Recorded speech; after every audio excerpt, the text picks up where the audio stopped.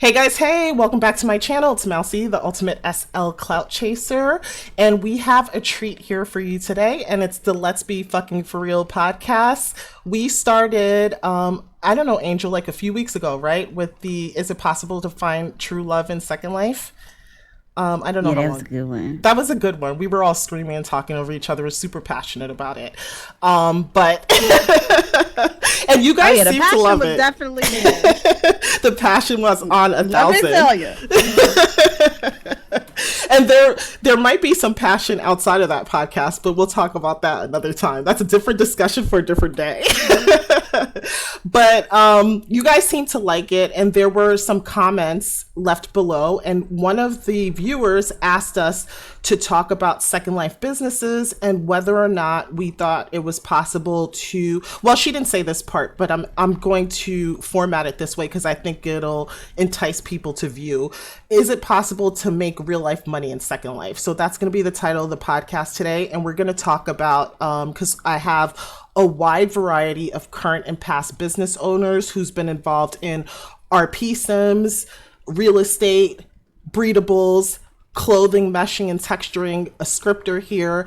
And we're going to talk about, is it possible to make money in Second Life, and whether or not it's possible to cash out to enhance your real life lifestyle, whether that means to pay bills, to live off of, as you know, use your Second Life income as a full-time job by becoming a digital entrepreneur, whether it's possible to just, you know, use it for entertainment or coffee money, or is it that you cannot cash out at all and Second Life businesses only fund Second Life, meaning that you're able to pay your tier, go shopping, buy decor for your home, go to concerts and experience things, and that's the extent of it. So this is going to be a really interesting conversation.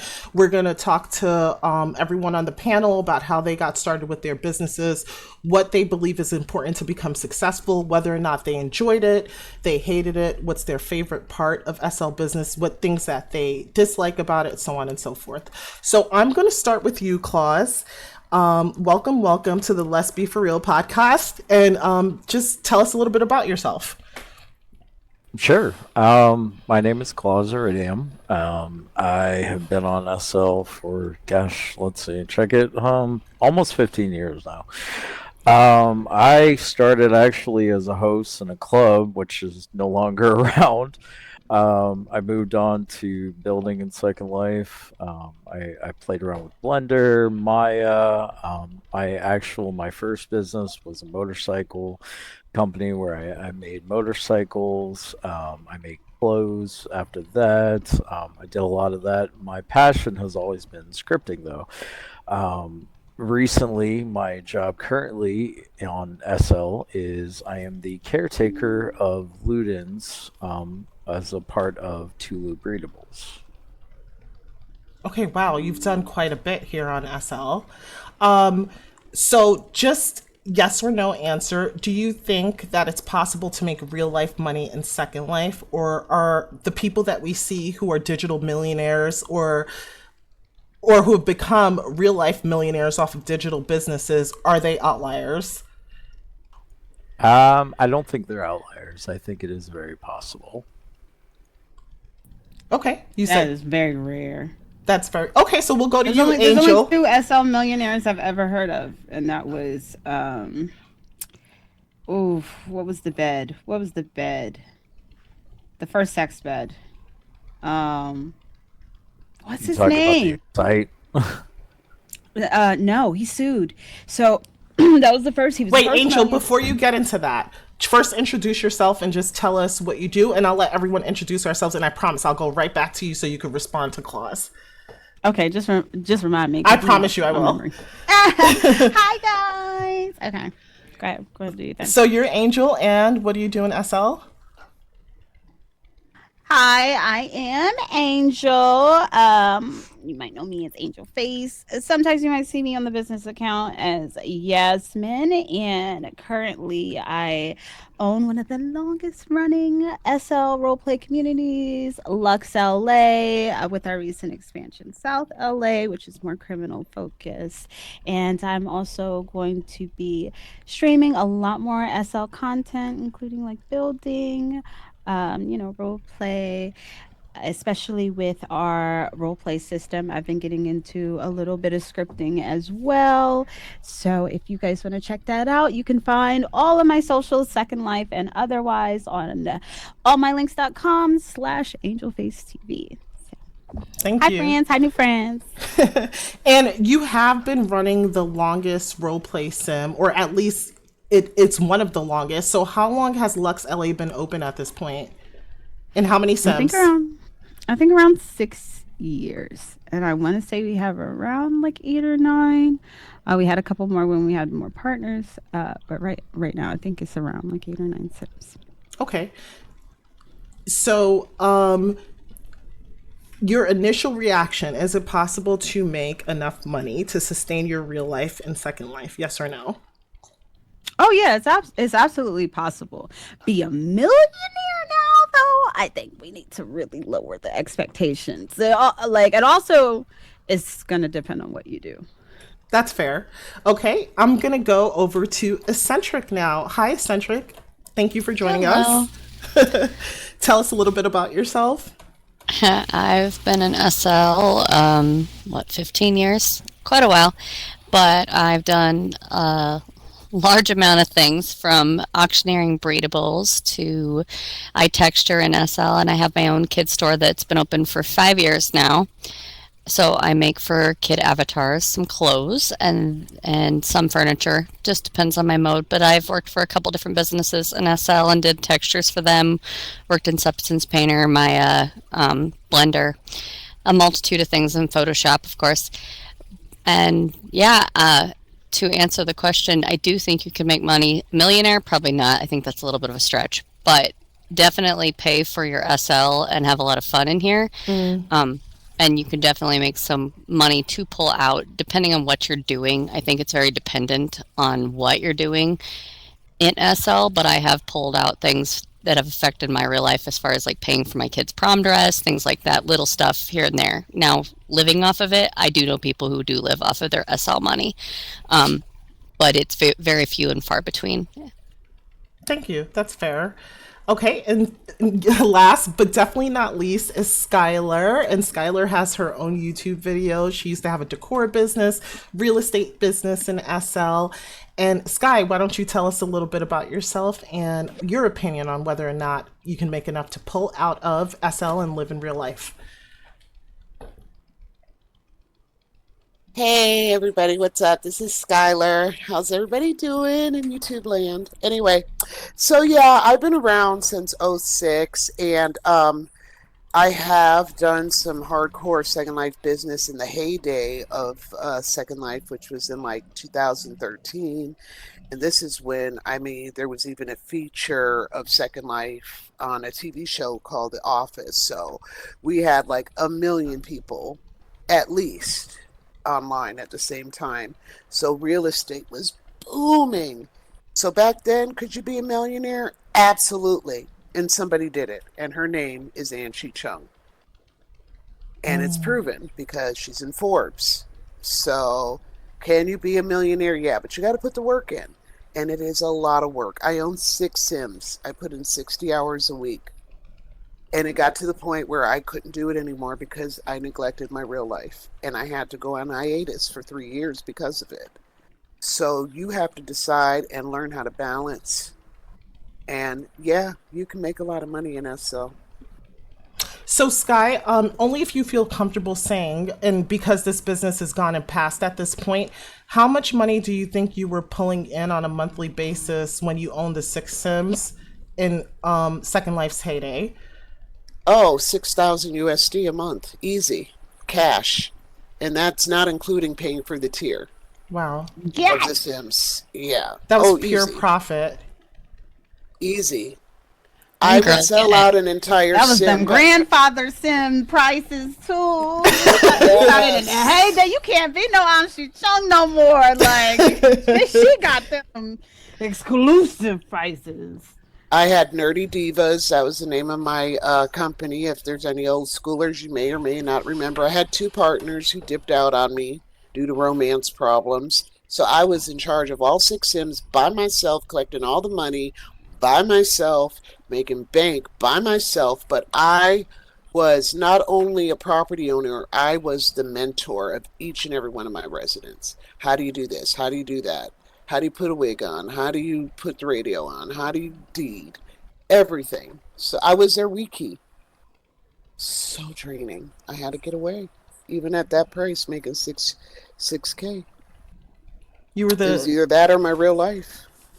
wow. I That chose real that would life. have been hard for me to walk away from. That's like $72,000 a year. I'm not But neglecting my kids, and that's where I was getting to. I was going to Yeah, the that point. work is like, oh, It's draining. you really never really can tell how much work it is that you put your feet in it, and then you're the boss too. So it's like everybody comes to you first, even if you have help. They want to come to the source. Like I seen your name, I right clicked. No, you help me.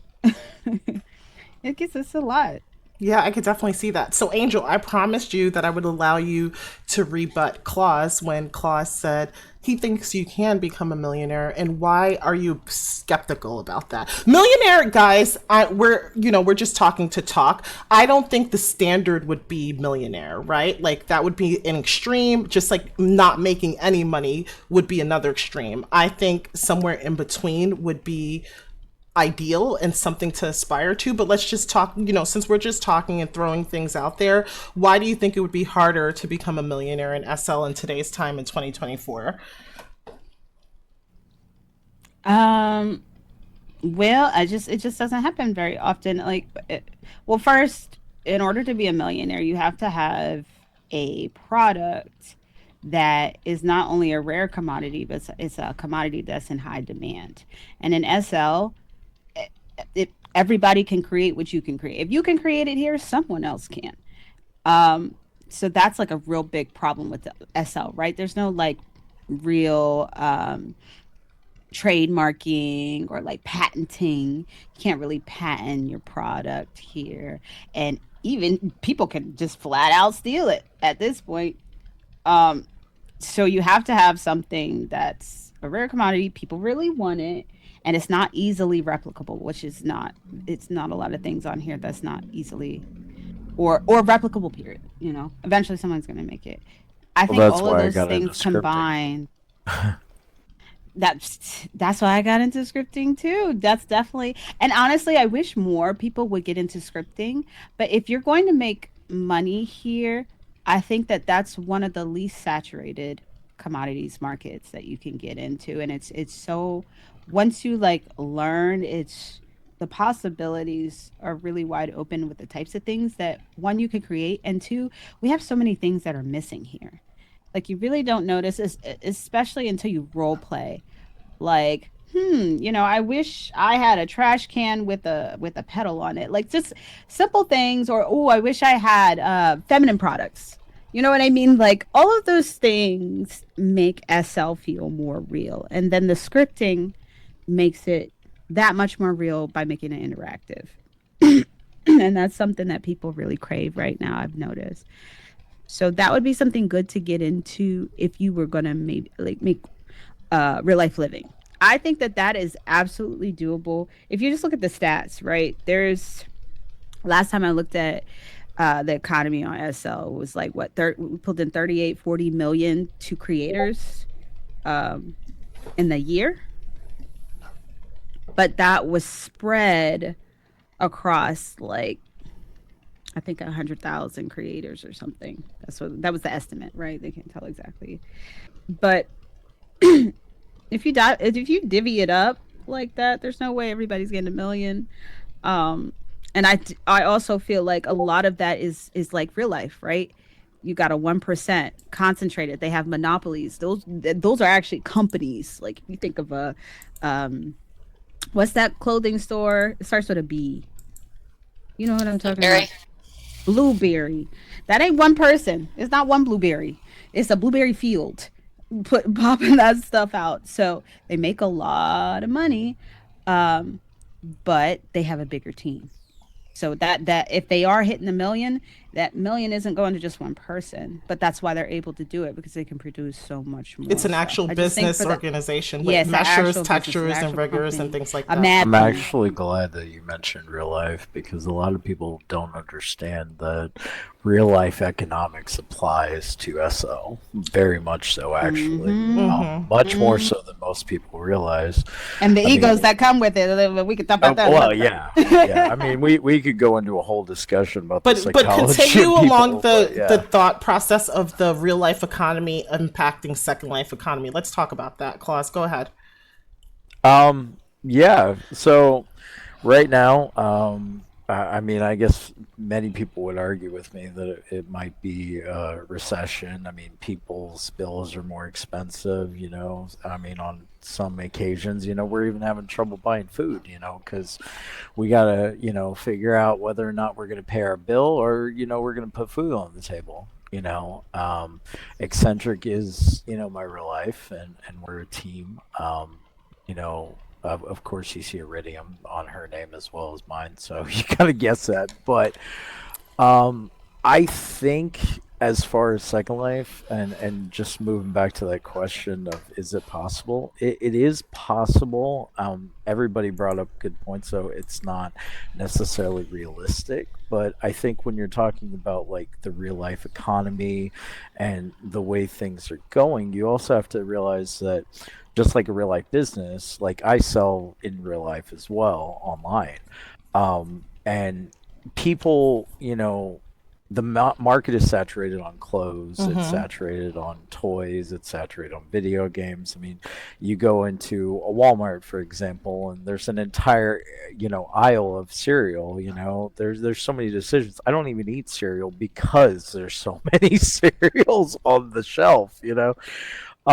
You have to find something that is unique to you, and you have to be able to brand it and market it and get it out there to where people, you know, like, for example, your podcast, you know.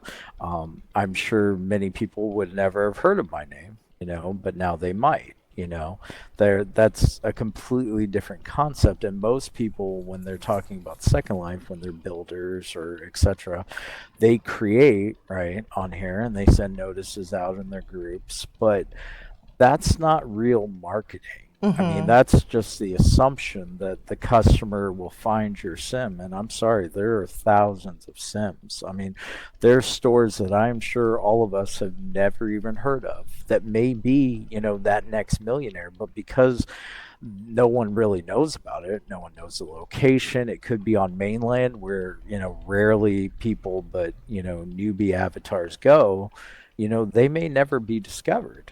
And I mean, I think that's a huge idea. You know, even if you have an original product, you know, you're nothing without people knowing about it. That's such a great point. And I just want to recap what everyone has said. So basically, Angel's like, look, we have statistics on what people are making in SL, and if we divvy it up, we know that there aren't just an abundance of millionaires running around in Second Life. Let's be for real about that. And Claus brings up a good point about the SL economy mimicking real life economy and what people are spending and what they choose to spend the money on when they have an opportunity to, which is something unique and special to them that calls to them. And I just want to go along that same line of thought, and anyone could take this question. So do you guys think, and the reason I say this is because I'm an avid shopper. I limit my shopping to 1 day a week because I'm kind of busy in SL with my SL business and other things that I have going on. But I am of the mindset right now at this period of time within SL, it may not be the best idea to be a clothing mesher. There are too many jeans, too many t-shirts, and it's not like real life. They're not going to get threadbare. They're not going to be faded or anything like that. The styles are too similar, and it's a little bit too hard to put out a unique article of clothing, a unique style, whether it's Barbiecore, goth, whatever you want to call it, casual, cute. and the market's oversaturated in addition to the events, right? So we have all these weekly events and weekend events, and then we have these mainstream events that's happening monthly. People may have shoppers fatigue. Do you think, this is a question for the table, there are some businesses that are less likely to succeed than others? Absolutely. Definitely. Most definitely. I think we can all unanimously. I know there's a big reason behind that. You know that. I right? know that there's businesses that are bound to succeed because of the demand that has been around for the whole 21 years. And unfortunately, I can't say it's even unfortunate, but I'm going to tell you what it is. Sex. Sex sells on SL. Any animation, any type of add-on. If you're making that, you're going to be close to a millionaire. Do you know what the biggest item is, or the most bought item on Second Life is in all of SL on Marketplace? Mama Alpha. And then hair. Hair is one of the biggest things. You making hair, you're making 6 digits a year. You're making Mama Alpha, you're making 6 digits a year. Yeah, but how many hair stores can you think of? How many sex simulators can you think of, like that does the pregnancy and the breeding and all that? It's like those are things that are higher demand. They're Yep. I don't know what the word would be for, like more like general, like they appeal to a mass audience. Correct. And yeah, and no one else is doing it like that. The Flexi, a lot of Flexi stores. Lexus You made know, another big problem that, when she was talking about how clothes are, similar and everything, there's a big reason for that. And it's a bad and a good reason. It's They're good buying 'em. because, They're buying them no. pre-made. Yeah, right, Oh. exactly. It's the Yeah. pre-made mesh kits, and I mean, God bless them. I mean, some of those kits are phenomenal and everything, and I totally get. I have tons of them in my inventory as well, but it takes the originality away from Second Life, and Second Life as a whole, is founded on originality and an economy of different things. And what we're seeing is people rehashing the wheel, so to speak, over and over and over. You gotta come to the other side. They're not just rehashing the wheel. They're going to a specific spot and buying the same wheel, not Correct. even changing the wheel, and just selling it. Tell me about it. That's a big point, because like you see events like Seraphim, that I would wager, and this is just a gamble on my part, but I would wager that most of these events, you go to them and about, I did say 30 to 40%, and I'm being modest here, are all the same mesh retextured. And if it's not retextured, it's the same exact thing. Hold up, It's Claus. just a different store.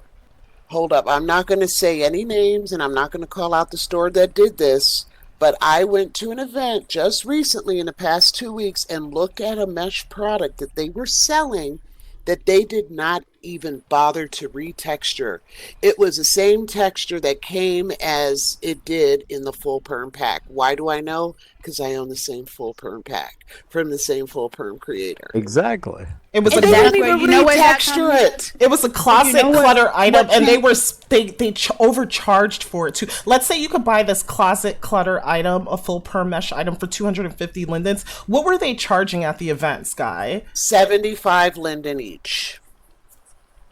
Yeah, because it's like, you didn't do that much work. You just want to recoup your funds. But what's going to separate that person's, even though it's the same mesh, right? Same product. What's going to separate that person from the Wait, other hold on, person sorry. is Sky, marketing. it wasn't 75 linden each. It was a main event. That wasn't 75 linden. It was really expensive. That's what that alerted you and had you research it. I remember this. Yeah, it was crazy. I don't remember. But It was like clothes hanging on a hanger for like 1,000 linden or 750 linden. It was something really outrageous that was not retextured at all. Listen, you can sell it cheap. You could possibly even sell it outrageous. It's all going to depend on your marketing. It was $9.99. You're right. I've watched people literally like make a lot of money buying the same mesh, not retexturing it, uploading it, but because they knew how to market it, they knew people who would put it out. She knew how to brand. I'm not gonna say no names either. But yeah, a lot of it's just the same. Bought stuff from the same mesh creator, not even retextured. Might put a little tint on it. And she's making. Well, I know for me with my kids store, I've gotten to the point that I consider events to be more of advertising for my store for people to go find other things at the store.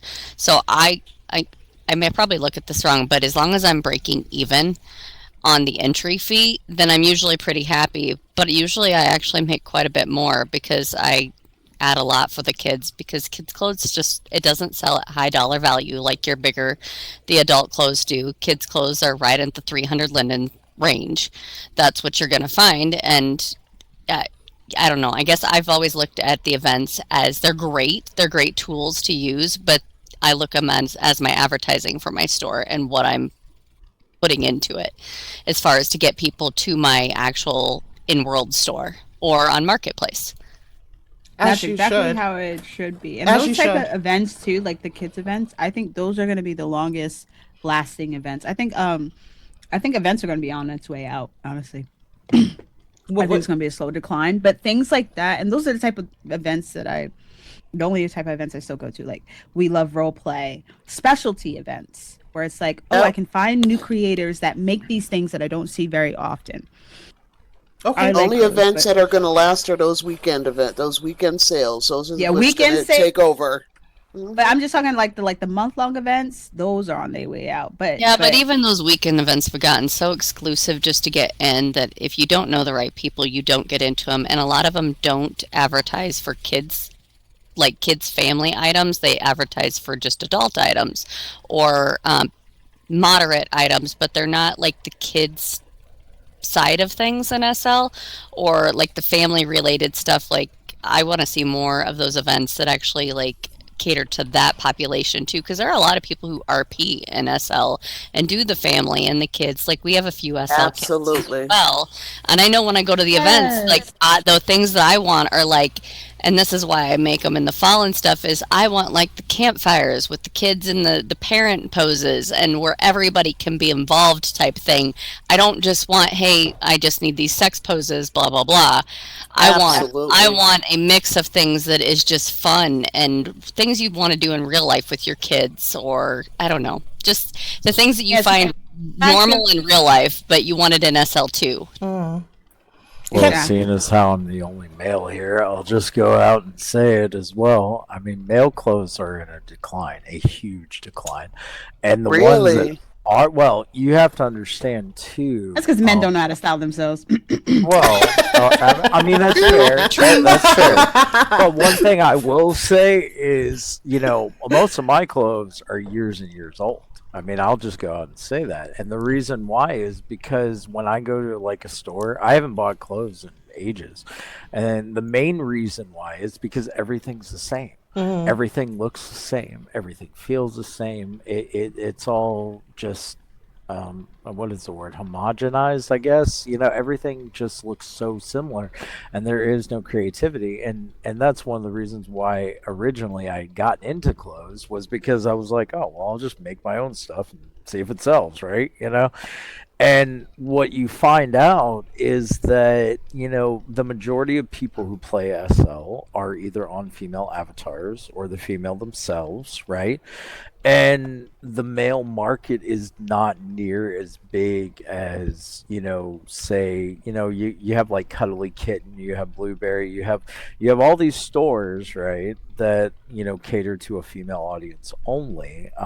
You do have stores like Gabriel and everything, but Gabriel, and as much as I love his stuff, it's very much the same as many others, and it's hard to pinpoint why that is. We could go into an argument, but it's I feel like even stuff looks like Gabriel stuff. I don't know, maybe that's just me. What about like stores like Deadwool and Geo, and there's tons of other stores, Betrayal, and there's tons of other stores on the urban side. But what about even Deadwool? That was really popular at one point, but I don't see people wearing that as much anymore. Right. Even urban or offline, they always do a little mail set every weekend. I always see a little mail set on there. Well, I mean, like I love Legal Insanity because they have an eclectic, repertoire of clothing, and like Deadwool, I love Deadwool, right? So do I Deadwool, for men. but Deadwool does modern tuxedos and formal wear, and I don't want to wear formal wear all the time. Right, I don't that's- know how you know. I mean, Yeah. they do it great. Don't get me wrong, they do it perfectly, but you know what I mean. He likes his baggy Right? jeans. Yeah, I Let's like be my casual. baggy jeans, my Nike. They don't have a good baggy jean creator like that you found. Legal Insanity right now. That's my go-to usually. Yeah. Okay. But again, we're talking about businesses. These are businesses that cater to a niche, Like for Legal Insanity, it's urban all the way, And when I go in there, I expect urban. I mean, if I started seeing them, dressing formal and, have a mannequin of formal, I'd be probably looking at them like, huh, that's weird, Yeah. So what's the general consensus on clothing, whether it's buying mesh kits and texturing clothing or actually getting into Blender and creating unique items? Do you think that getting into an SL business where you're creating clothes, whether it's casual clothes, formal clothes, kids clothes, do you think this is a venture that would be successful in Second Life today? It depends on your goals and your ideas, right?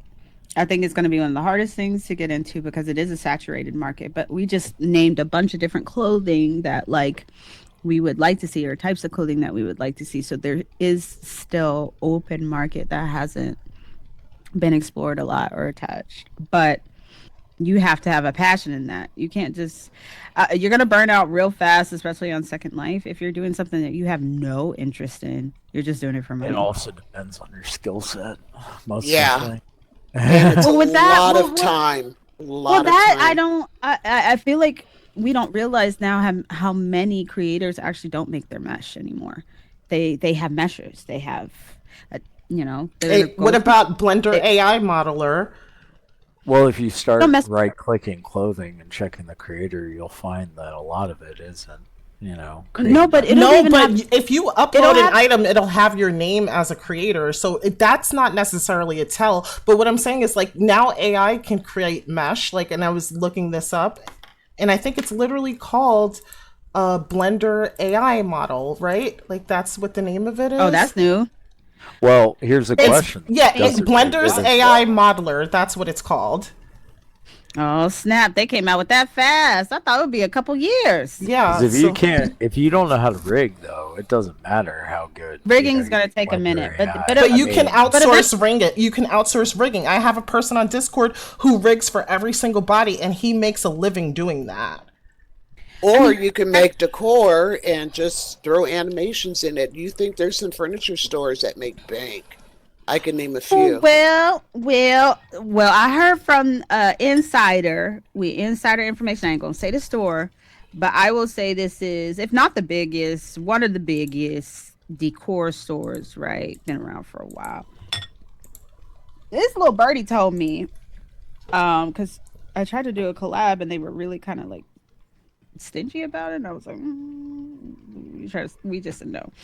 But he was like, there's not as much money in furniture and decor as you think. And I was like, why? There's is this is something everybody needs, everybody decorates. But how And many he sinks said- do you need? How many he beds do you need? Come on. I agree. I can No, see no, that. exactly. That's exactly what he said. He said, with furniture, usually you shop around and you maybe buy one or two things that really appeal to you, and you just reuse those things. You don't buy 20 beds or 30 beds. Or 50 Lies. I do. But you're different. You had a decorating business too, and you like it, right?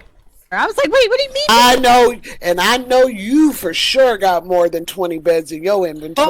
Are you not me? But Angel is. Please. Are you talking about me or Angel? Because Angel, this is different. She owns RP. Me, I rarely buy furniture. I actually call on June or other friends to res furniture for me. I rarely buy furniture, even when it's on sale. But do you know how many people do buy a lot of furniture? All the inspiring sim builders that want to make vacation sims and want to... Yeah, but how many people want to do that? People are getting, I don't want to say lazier, I think there's people are deciding if that's going to be worth their time investment, right? Am I going to save as much money as the time it's going to take me to learn how to do all this thing? Because even landscaping, I've been on SL for 15 years and I had to teach myself over time. If I really think about since I right clicked and hit build, like how long I've been messing with it and trying to learn, it took years. You know what I mean? Might be for sure. Well, and it's hard to find good actual landscaping items within SL. There's a lot of house decor, there's a lot of yard decor, but landscaping decor, there's only a few that I really like are my go-tos when I'm landscaping, and then the rest I'm like, oh, this looks like crap. So it's just, I don't know. Some of it is just real old SL and some's newer SL that I yeah. You know, you have to listen, I was literally about to message a creator and say, I can't believe this item is missing. This would literally like change the game for all landscapers, and no one's made it yet. Like there are so many things like that could be staples that people just don't. Can you give us an example of one or two? Oh, I could tell you because I ain't never gonna make it. So the environment, like when you put like an outside environment of your sim, right? Because you can't res there, but it'll res a prim and it'll look like the Sims extended with the, what do you call those? Surround. Sim surround. Thank you. Sorry, I haven't slept in a couple days. So. Or off sim situation, any off sim situation. I know what you mean. Right. So once you start connecting sims, you have that hard line in the sim. And what most of us do is we try to like take down the land. But if you want to really like maximize your land space, you're going to go right to that line. Like you're like, no, I want this whole thing. I got to fit this house. But then you have this unnatural looking rock wall. And then you can add more prims and try to layer it so it don't look like it's just a flat wall. But what if someone made a sim surround that was made to fill that gap? Like an outside, like this, to fill the gap of the sim itself, especially if it's elevated. You got to fill it. And I love the ones that have the scripts in them that have the seasons in it, the season changers, so that I can click one damn button and my whole sim switches their season to like winter. Now we're in winter, so I don't have to redo everything. Like you like how you build your stuff, but you don't want to go searching for it again. So you want the scripts. Oh my God, yes. Do those nice little season changes. So you guys, it gets so laggy, and I'm like, well, damn, I can't. I gotta decide if I want 50,000 bush scripts or if I want to have snow, it's easy for me. That's why I picked LA, because I was like, because it's one season. But if I did in Chicago, like you got to think about lag, the script. It's also important to note that there's also a difference in people in businesses in SL. There's your consumers, right? The ones who can't actually make a box. It's Control B, by the way. And then you have creators, right? People like us who have created things and, contributed, I guess, for lack of a better word. And then you also have the ones that are gamers, that are in the between. And I say gamers because that's really the only word that can really describe them. They're kind of in the middle. They're, the people that do the landscaping, but they don't actually create the landscape, so to speak, and they buy the landscaping trees and the bushes, and everything. And Is this for the purpose of opening a business or just for decorating their, because we're talking to the aspiring entrepreneurs, those who want to start a business. Well, so even if they're doing it at a novice level, which is just to put the trees up, it's with the aim of starting a business, right? And there's a high demand in landscape. And that was what I wanted to segue into. So my segue point was building, they hire them. Can we talk about decorating and landscaping?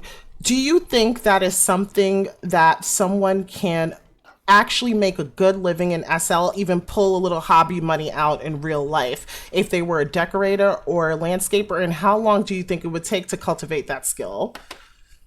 Depends on your tools and tools and talents. What you got? Definitely, you can make some money.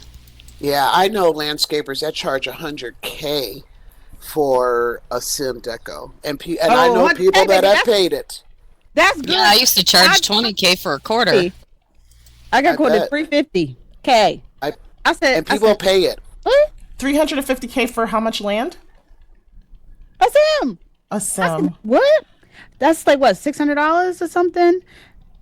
Oh my God, yo! But you have to be 350K is meticulous. way more You have than to know how to snap the grid. You have to know how to not have 350K any is gaps. Well, Talented, clips. but is $1,431. That's 350K. That's real life money. Yo, he tried to charge me $1,431. $1,000. I knew he was crack. What I will say on that actually is that yes, you can make a living, but it also depends, like any other SL business, how hungry you are. Like honestly, how much do you want to get paid? I mean, you know, if you don't want to do it, like she said, you gotta have a passion for it. Like Angel said, it's the same thing with that as well. I mean, if you don't like doing it every single day, you're not gonna make it. You're just well, and like you said before, you got to know how to market. Yeah. You got to know how to go on Facebook and things like find the groups that people are looking for the landscaping, and they're all over. I'm on a few groups that they that's all that they do all day long is they put people put on ads. Hey, I have this quarter sim. I want it this theme. What do you got? Show me some work. Well, I mean, Right. like we've always said, you know, I know how to decorate, but I don't because I don't have a passion for it. You know, I just don't. Yeah, I feel like creativity is bred from passion. So you gotta you gotta love what you do. But also there is like a little tiny 1 to 2% of talent. Some people, I don't think it's necessarily impossible to learn, but some people just get it a lot faster than others, right? Like if you think of like the biggest SL decorators, you can see meticulous details that you wouldn't necessarily, like most people wouldn't necessarily think to put in, or layers, and they know exactly how to visually make it appealing in a way that it's almost like artistry. And it's like they're going to be able to charge a higher dollar, just like a better artist is going to be able to charge, you know, top dollar. But and you can Flickr still make and a Photoshop lot. help too. Flickr and Photoshop. Oh, now it's decorated, Craya. look beautiful. I can make something look amazing. Well, Listen, you can make a pile of crap look beautiful on Flickr. I'm sorry, with the right wind light and the right graphics, you can make. Well, it, now right? it's like I gotta be cautious because they're really AI in the heck out of these SL pictures, and those landscapes. I'm sorry, they look way better in the AI. So at what point is it a little bit of misled marketing? Catfish? If you're selling your sim landscape and you're running it through AI before you show it to people. Like I would I've seen people do it on ads for clothes too. They take it through AI and you're like, all right, well, that's cute. You just took that through Midjourney. That's not what your clothes look like at all. So let's can we get you guys, can we give people some like tips or like steps that they can take? So let's say, for example, they wanted to become an SL landscaper or decorator, because I always see people looking for landscapers and decorators and there don't seem to be enough going around. So if I wanted to do that, what would be my initial investment? What kind of furniture would I have to buy? Do I buy everything on the weekend sales? Do I buy everything new that comes out?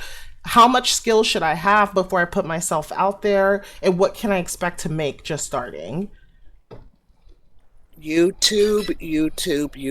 Learn who the decorators are on YouTube. Follow them, watch them, learn the tricks of the trade so you could be creative and you could stand out. Learn how to use your photo tools because you have to market yourself. You have to put your creations on Flickr, so learn how to use that. So those are my 2 contributions. I'm sure there's a million more tips. Yeah. How much would you invest in furniture? Do you just buy everything, or are you selective, or do you build your inventory per job? I started per job. I would ask for a certain amount as a budget for the decor, and I would use that. I would buy what I could with that, and I would pocket the rest, and I do it from that. But then the weekend sales started, and I just started stocking. I did a mix of that. I'm a hoarder. And I did gift cards on once a year on Black Friday. A lot of the big stores that I love to shop at will do a 50% gift card. So I'll buy like a 10,000 Linden gift card for $5,000. And now I got 10,000 throughout the year to buy all their newest stuff at half price. So that is one. Definitely not a bad idea. You better call me next time. If I'm online, you better hook me up. And you know I shop at the good places too. That's You smart. know it. Yeah, That's definitely I smart. do that every year. Sky. And I so still have gift cards from Christmas that I'm shopping off of as of today. so now that I've invested in Canva or Photoshop, and I've picked up furniture per job or on weekend sales, as Eccentric says, just hoard as much as you can based on your budget and what you can afford. And I've kind of decorated a couple friends' Sims or land or parcel for free, or homes. When am I ready to put my services out there? When you have a portfolio and a clear way for people to hire you. Okay. With a TOF. Well, and it's always good to do some for free, like with people who have big friends groups or big businesses, and say, hey, I'll decorate it for free, just for the free advertising that way too, because then as people see it, then they can kind of word of mouth out there. Okay. I think that's a very doable business for beginners in SL. Like, they can get to that place, and your price will be correlate with your skill set. I think that's the fairest way to. Wait. Should we talk about the negatives though? Should we? Because I definitely You have to buy quality furniture, and you can't please everybody. You're gonna get people that are gonna complain. Can't please everybody. That's the one, Well, right? You're gonna I've have had to do problems. research too. I mean, like any business on SL, it's the same with real life. You got to do your homework. You got to go to. That's why I say. You got to go to portfolio these, and TOS. Mm-hmm. I mean, Be role play humble and perfect change. for landscape. Yeah. And how Look would you do? around. Hey, I'm sorry, look Claus. Be around. How? humble and listen to your customer. Listen to what they like. Don't always put what you like. You put what they like. That's fair. And if you And don't like it. Claus, going back to you and research, how would a newbie go about researching for this outside of YouTube and what Sky and Angel have already provided? If I was starting a landscape business in this day and age, one of the first things I would do is I would click the search button on my viewer, and I would type in roleplay. And the reason why I would type in that is because most roleplay sims are heavily decorated. They're heavily decorated and they're heavily designed. And I would go from sim to sim to sim, and I would just right click and edit on almost anything I possibly could that was absolutely beautiful that I thought would be added. And then I would list the items in a little notepad document on my computer, and then I would start researching how much these pieces, I should say, are. And then I would kind of, have a portfolio in my own head, not necessarily, for the public eye, but I would have a list of all the items that I said were absolutely gorgeous. They're perfect. And the reason why is because, like they said, you got to cater to the customer. And then I would kind of get an idea of what I'm looking at, what kind of investment that I'm going to have to do to, cater to this customer. And that's what I would do. But I mean,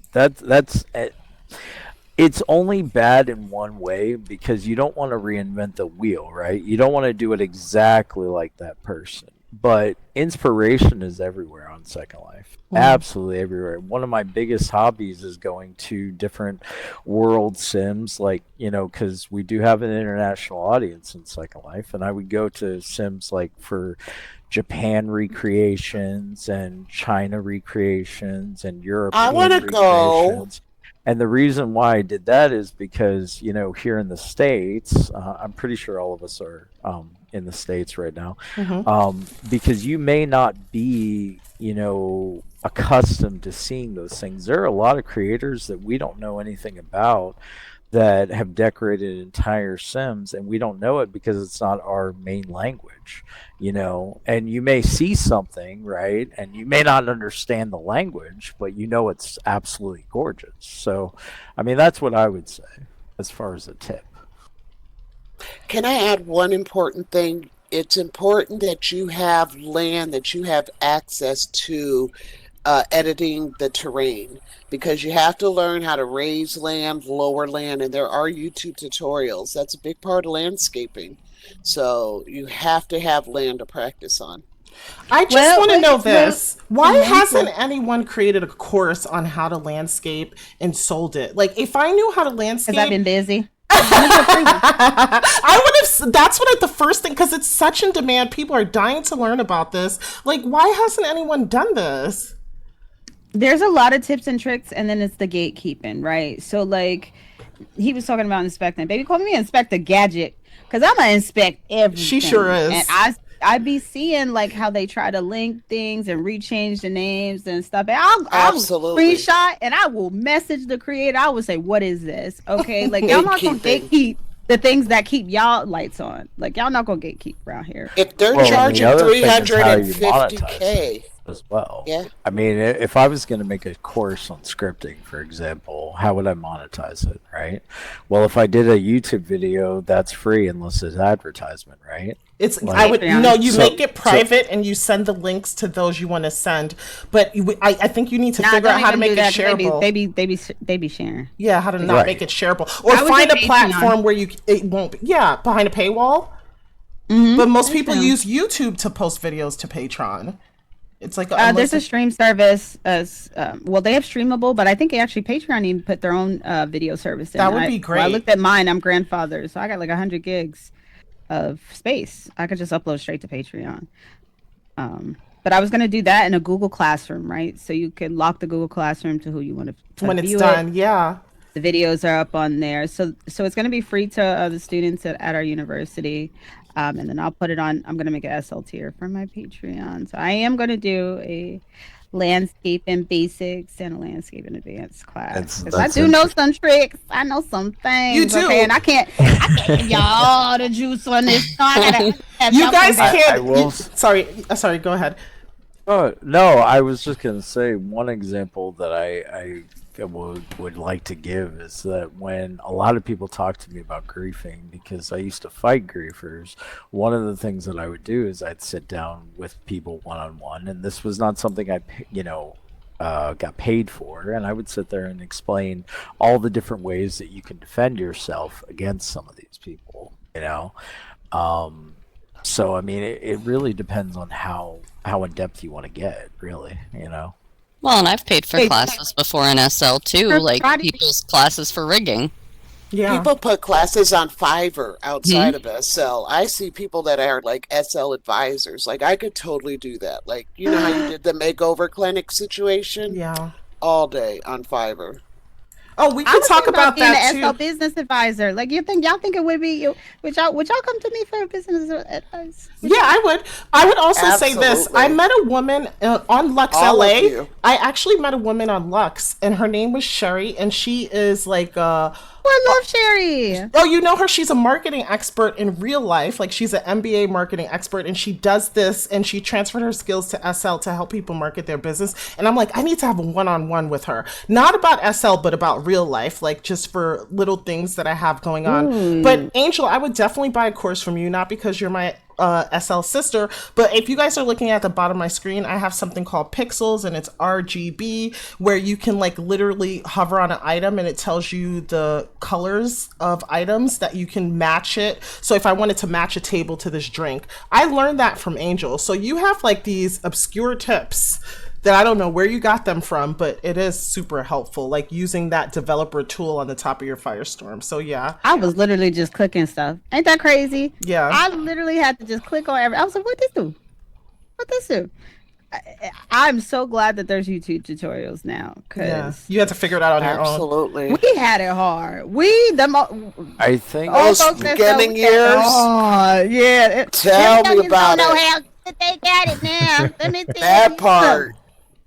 I think there's an important distinction, though, when it comes to businesses. I mean, are you willing to put the time in? Yes or no? That's true. the biggest thing. that's a The big time. The time. Because- The time. Do you even Well, understand the time? Well, 'Cause I mean, sure like didn't. when I was making motorcycles, it was something that I did because I love doing it. But the big but is that that market is very saturated. I don't know if you guys have recently seen vehicles, but there's tons. There's thousands, And they right? stay on the 50 Linden sales too. Right. And the So what I $5 did- grab sale too. Right. There's a 5 Linden Right. sale group that. So, Klaus, can you tell us a little bit about how someone would get into the motorcycle or vehicle realm of Second Life and what they would need to do to even start, texture, add animations and engine, whatever, to become somewhat successful, or is it a business that people should aspire to get into? I mean, there is a market for it, okay? But I will say that the market is saturated, much like clothes and everything else.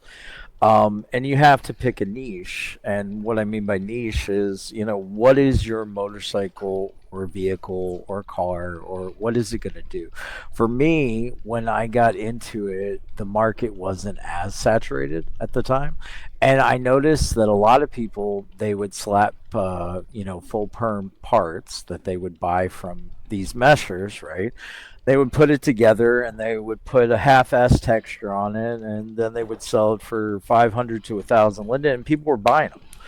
And then I sat there wondering, well, what makes that better than just buying a motorcycle yourself, right? So then I started thinking about it, and I got into the MC life. And one thing I saw about MCs is they loved racing. They loved going on the tracks, and they loved racing. So I said to myself, okay, I want to make the fastest bikes I can humanly possible make. Like, I want to defy SL physics, right? So that was my goal. That was kind of my outline of my research. So then I started, buying little parts in here and there, because at the time I was a DJ. So I made a couple thousand here and there a set, right? That was back when DJing was actually, somewhat profitable. It's not really anymore, but when it was somewhat profitable, that's how much I made. So I bought a part here, I bought a part there, right? Now, the other thing was I did my research on scripting. Now, in that particular market of motorcycles and vehicles, one script setup reigns supreme. And I'm pretty sure it is to this day. Your viewers can probably comment and say otherwise, which was KCP. And KCP was a kit of scripts, right? Mm-hmm. And there was thousands of YouTube videos on it where you could go and you could put your scripts and set them up and set your objects and set your physics and get it running, right? The problem was that many people would buy the kit, right? And they would just throw them in, and they wouldn't account for understanding how SL physics works. And there's where I started making money. Was I changed the physics, I changed the parameters and that's actually what got me into SL scripting as well, because I sat there and I realized that if I could change the scripts, I could modify them, I could make something totally unique in that particular market. And that's a big point that we all kind of covered is, you have to be unique, because everybody tries to reinvent the wheel, and then we started, racing bikes, and I literally tested every single bike. I would spend every single day, and at the time, I was out of work, so I was here all the time racing bikes. And it wasn't because I just liked racing, it was because I was trying to make a product that no one else could do, And that's how I made my money off of that. Why did you? Yeah, like someone made an SL Mario track. I was like, I would buy that if someone actually make it and like viable the whole thing. I'd buy that. That's different. It gives people an experience for sure. Why did you leave the SL motorcycle business? Most of it had to do with drama. Most of it had to do with people would request bikes and they wouldn't want to pay me what it was worth. I usually charge between $1,500 and $2,000 a bike if it was a custom job. Lindens? And Lindens. That's cheap. That's really inexpensive. People spend $30K on skins.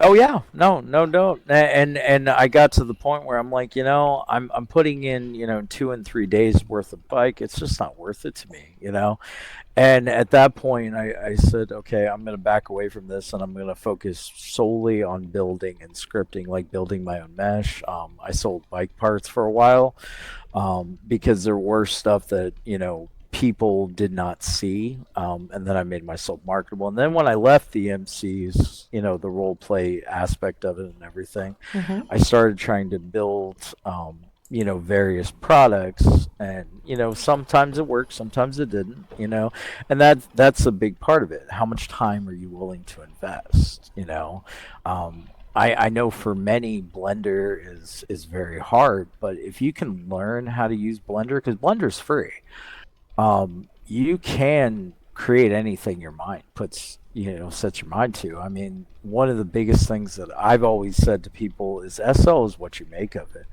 You can go to clubs and listen to music, or you know, you can start a business. You know, it's completely up to you.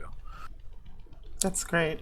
All right, thank you for That's sharing my problem that. right now. Oh, I never knew anything about like vehicles or motorcycles or things like that. One thing that I wish we had in SL, like I wish I had the ability like to drive to Sky or drive to Eccentric or Angel. That would be so much fun, and it would create a desire to have a vehicle. That, and it's possible, but I just don't see most vehicle creators doing it. I've asked a couple, like, hey, or why don't they create events, like weekly events where people can watch races or participate in races for prizes? I don't think it's promoted enough. Do you think people can make money in this industry, the vehicle industry, within Second Life right now? Sorry, guys, Ambulance, New York City, you guys got it. Unless you're making luxury vehicles and you know how to market it as a luxury vehicle, no. I'm sorry, it's too overflooded. Yeah, you're gonna struggle. You're gonna struggle. It is overflooded, but the other thing is how unique it is, and of course you have to fight with trademarks and all that. Because I mean, if you make a car that looks like a BMW, you know, you're not really doing anything original, you know. So, but we do need more. What Karma said, we need more rabbit hole cars, like cars that will teleport, because otherwise you're stuck on a sim.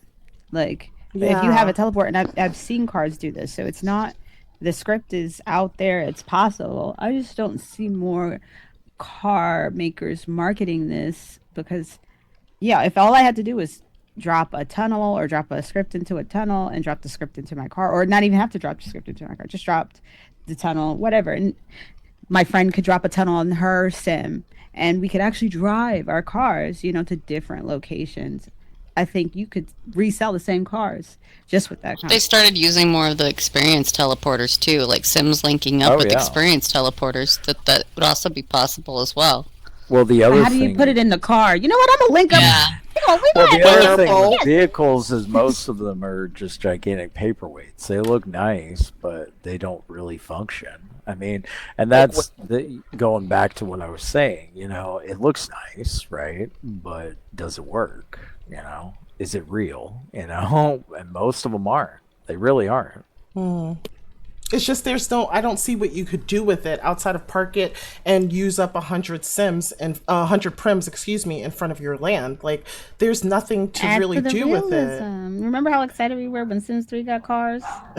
But Sims 3, I feel like you could drive around. That was the interactive world, Sims 3. Sims 4 wasn't. But we're going to segue into roleplay sims and real estate.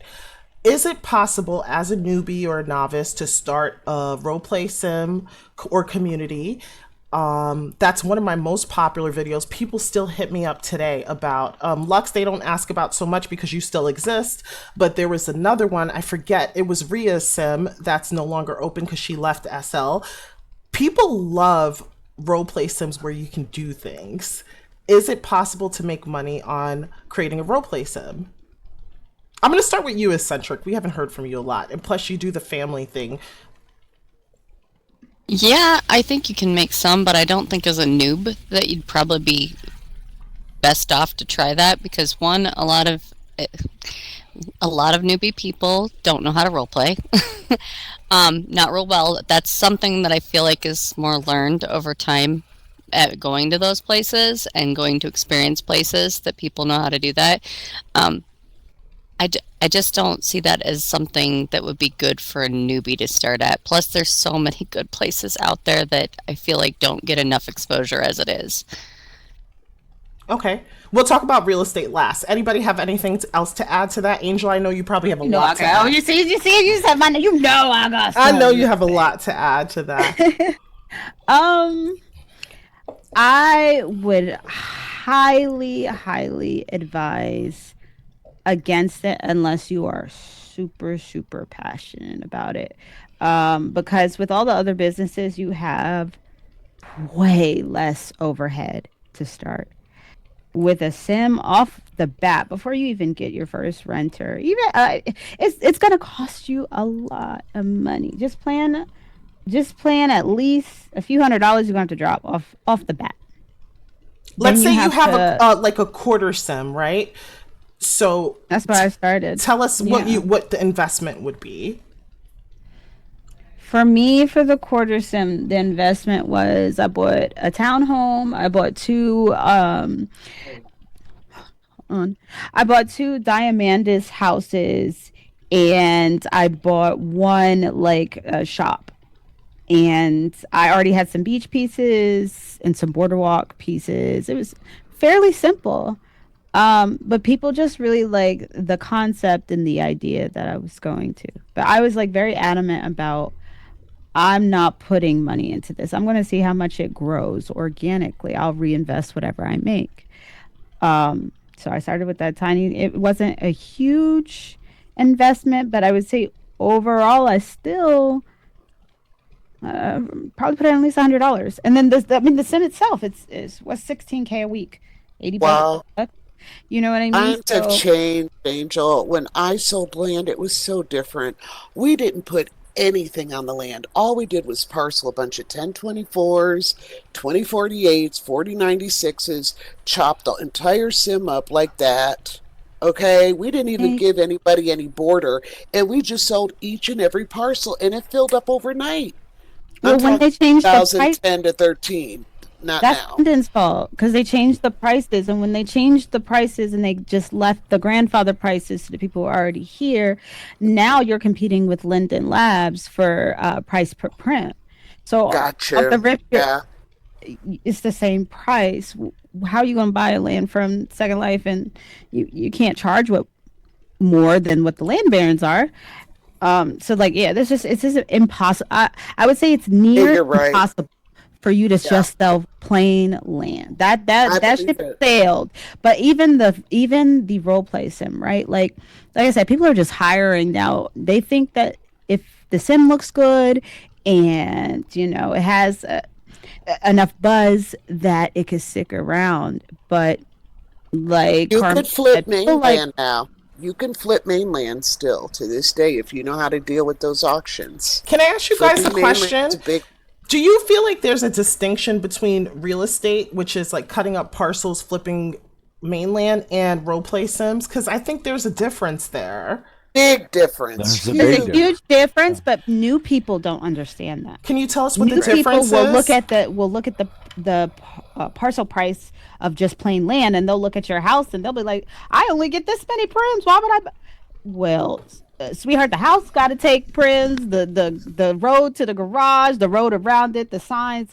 They don't understand that in order to make a community, you still got to use the same amount of prims. That's got to come from somewhere. I have to explain it to them. Like, prims are like memory, right? You got a limited amount. It don't matter what you use it on. Once it's gone, it's gone. It's like gold. Well, a big thing of that too is the Linden homes that came out when Linden Labs started their, revival of all the Linden homes. That kind of changed, the way people see real estate as well. I mean, roleplay sims are great and they're beautiful, etc. Right? But some people just want a place to live, and it's like a ready-made home. It's got a little bit of prim to lay your furniture down. There's no mess, no fuss, and remember, place to log in, that it's not a noob hub. Exactly, and not everybody knows how to decorate. I mean, I would say that it really depends on your market too. I mean your sim, I'm sure, is absolutely beautiful. I've never been to it, but I'm sure it's absolutely beautiful.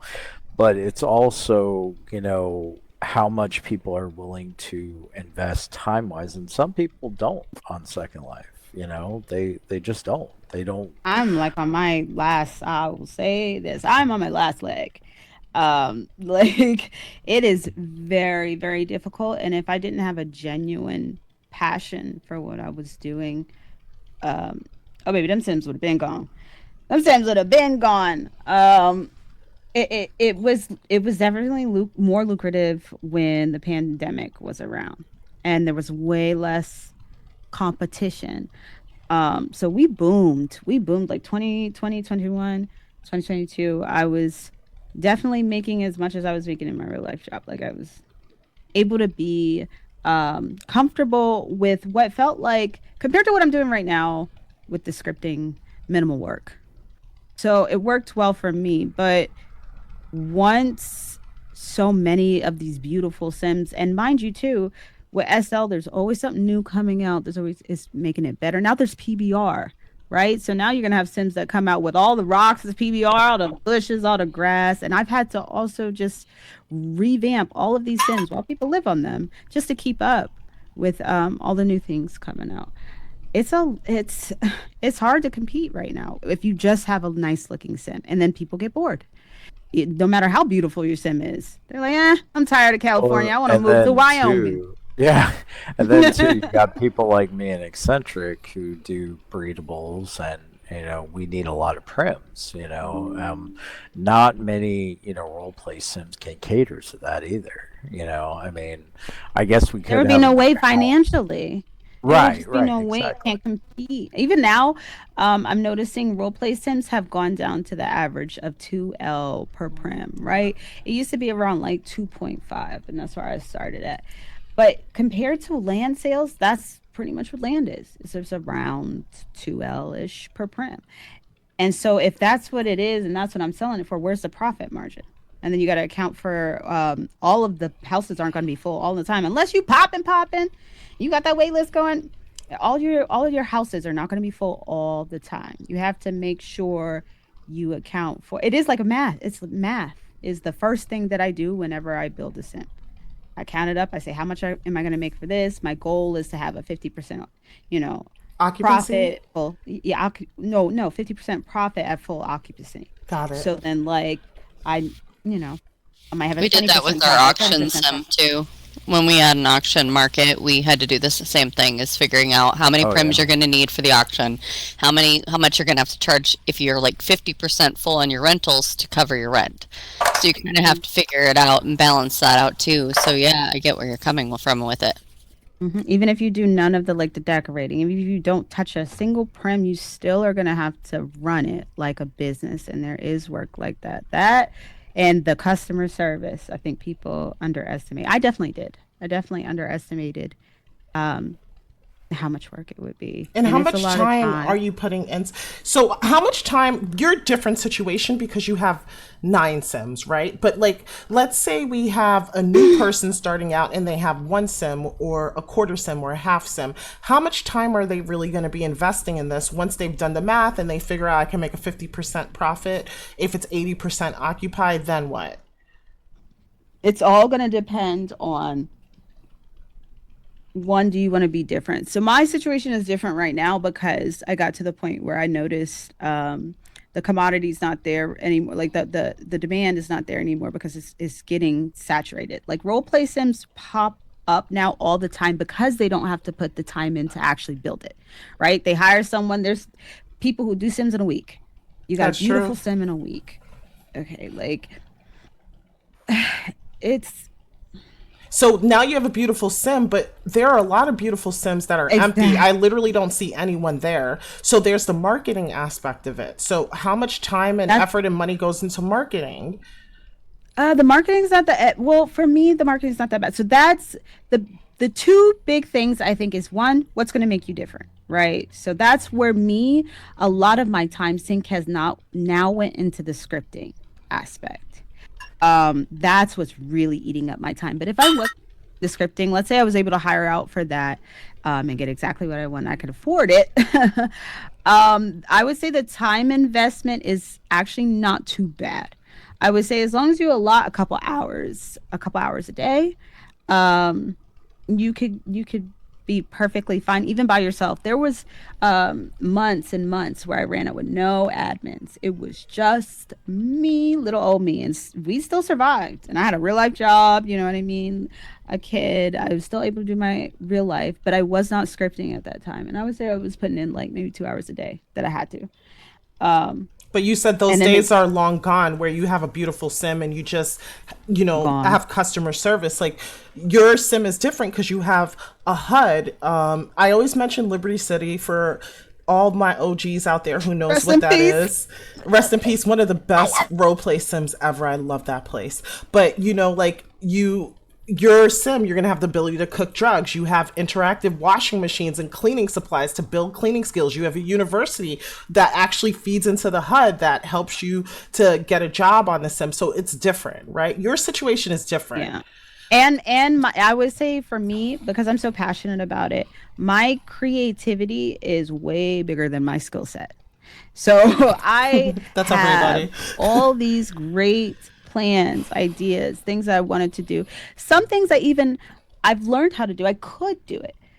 But because I wanted to make something so different and, be something that's a game changer, I underestimated how much time just learning and then applying what I learned, and then bugs. Oh my gosh, bugs, problems, continuing development. It's a lot more work than I Well, thought. people underestimate how much work it takes just to script something that's going to make you do something you take for granted, like having a drink or whatever the case is, turning on a light. If you're doing that from scratch, it's a lot. And scripting is like it's very, you have to follow the rules. So don't you I was spending hours trying to find the bug. It was a damn capital letter. It's a scripting language. You have to learn a new language, a whole new language. Hate it. Would never do it again. I mean, I love it. I love what I created, and I love that I was able to take something that felt like a story in my head and actually apply it to be like interactive. Like when I first started scripting and it started to click and I actually started to make something, it was exciting. It was really exciting. It was like, oh God, I Accomplish. bored. Yes. I'm bored. I made that do that? Really? I really made that do that? So And then that died out very quickly. Once people actually liked what I did, and they're like, "Okay, so when are you gonna make this? The When are you next gonna one. make this? It's always the next thing. This broke. Oh, you forgot this. Oh my God. So we don't want to get too granular, right? But I think the gist of it is if you have a role play sim right now in 2024, it's not enough for it to be a beautiful sim. Yes, you can hire someone to create a beautiful sim in a week if you're willing to pay, top dollar, but you also have to factor in the marketing, the customer service. You have to get your numbers to work. A lot of low price sims or land doesn't exist that much, and you have to realize that you're selling your prims at a higher price. So you have all these factors to think about. You and I both know someone who's relatively new to SL, like 5 months, and then they opened a sim. And I know someone who was on SL for years, seasoned, put thousands. She came out the gate running with almost as many sims as me. Oh, all that's crazy. Professionally. Oh, it was beautiful. Beautiful, beautiful. I was like, damn, I Did wish it this work could be out, my though? sim. I was like, this would be perfect, Lux. And she knew people, but it got buzz. It got buzz at certain times, but there's just too many beautiful sims. It's just, you get bored. You want a different house. A new house came out. That is not going to be enough to keep people on a role player community sim anymore. And honestly, like if this is where I am with it right now. In the event that the time is too much, the money's not there anymore, whatever, and I do get rid of Lux, knock on wood, hopefully it never happens, I would still slowly continue the system, and I would love to like integrate it into other people's sims, and then that way that would give them something, more unique to add to their community, but it also kind of like makes SL more interactive. It gets people off the shopping and the events and the plats. Like that was my main passion for the role plays. Like I want SL to be fun again. So even if I'm not doing it as a community myself, I would still like to invest in communities because I think they're super important to SL. But okay, if you're going in for money though, I'm gonna give y'all a free one right now. If you want to build a community, you like the idea, but you really want to make sure you make some money off of it, do a vacation sim. Do a vacation sim. You will make what you make in a house in a day. Like you would make the average weekly tier in a day. Whenever it's not making money, it's easy to get rid of. You can make a new one anytime. It's the ideal way to sell rentals. I would say a vacation sim. Do you think it's good for a new person to start that? Absolutely. If you can figure out a way to get enough people to do, like maybe 1 or 2 people to do a role play staff, boom, you're in there. Get someone to build it, figure out the Casper, get someone to do the role play staff. When you lose staff, when you gotta go, when it's too busy, you can always just close it. It's so easy to shut down. And most people unpack it and pack it in a reser. So once you build it, you only have to do it once. If you put in a reser, you could just res it back. I know people who go back to Linden Labs and ask for their particular land to be rolled. I don't know how that works, guys. You have to talk to somebody in Linden Labs. Someone had a mountain resort and they asked Linden Labs to roll it back and they were able to do that. How? I don't know. If anyone knows, you could please jump in. But I do think that's a good idea. You can, and people do that with strip clubs. Like they open and close it seasonally as well. Well, I think nowadays too, I mean, it's changed. SL's changed a lot in 15 years because I feel like with all of the technology we have out there and with how much people are ADHD these days, where they're always changing everything every 2 seconds and they get bored so easy, you have to be growing with the times on some of these sims too. And it's really hard to keep up with the demands that the people are wanting all the time and how fast they want the changes to happen. That's a good point. That's a good point. Can we talk about breedables? But before we talk about that, Sky, do you want to add anything about real estate? Which differs from roleplay sims, where roleplay sims is a community where you're actually engaged in a roleplay. It gives you something to do. Real estate, when I think of real estate, I'm just thinking a piece of land that you're basically flipping for more money, whether it's buying mainland or a large parcel of land or sim, half sim that you're cutting up to resell for or relet for a profit. Do you think that there's money in that in 2024?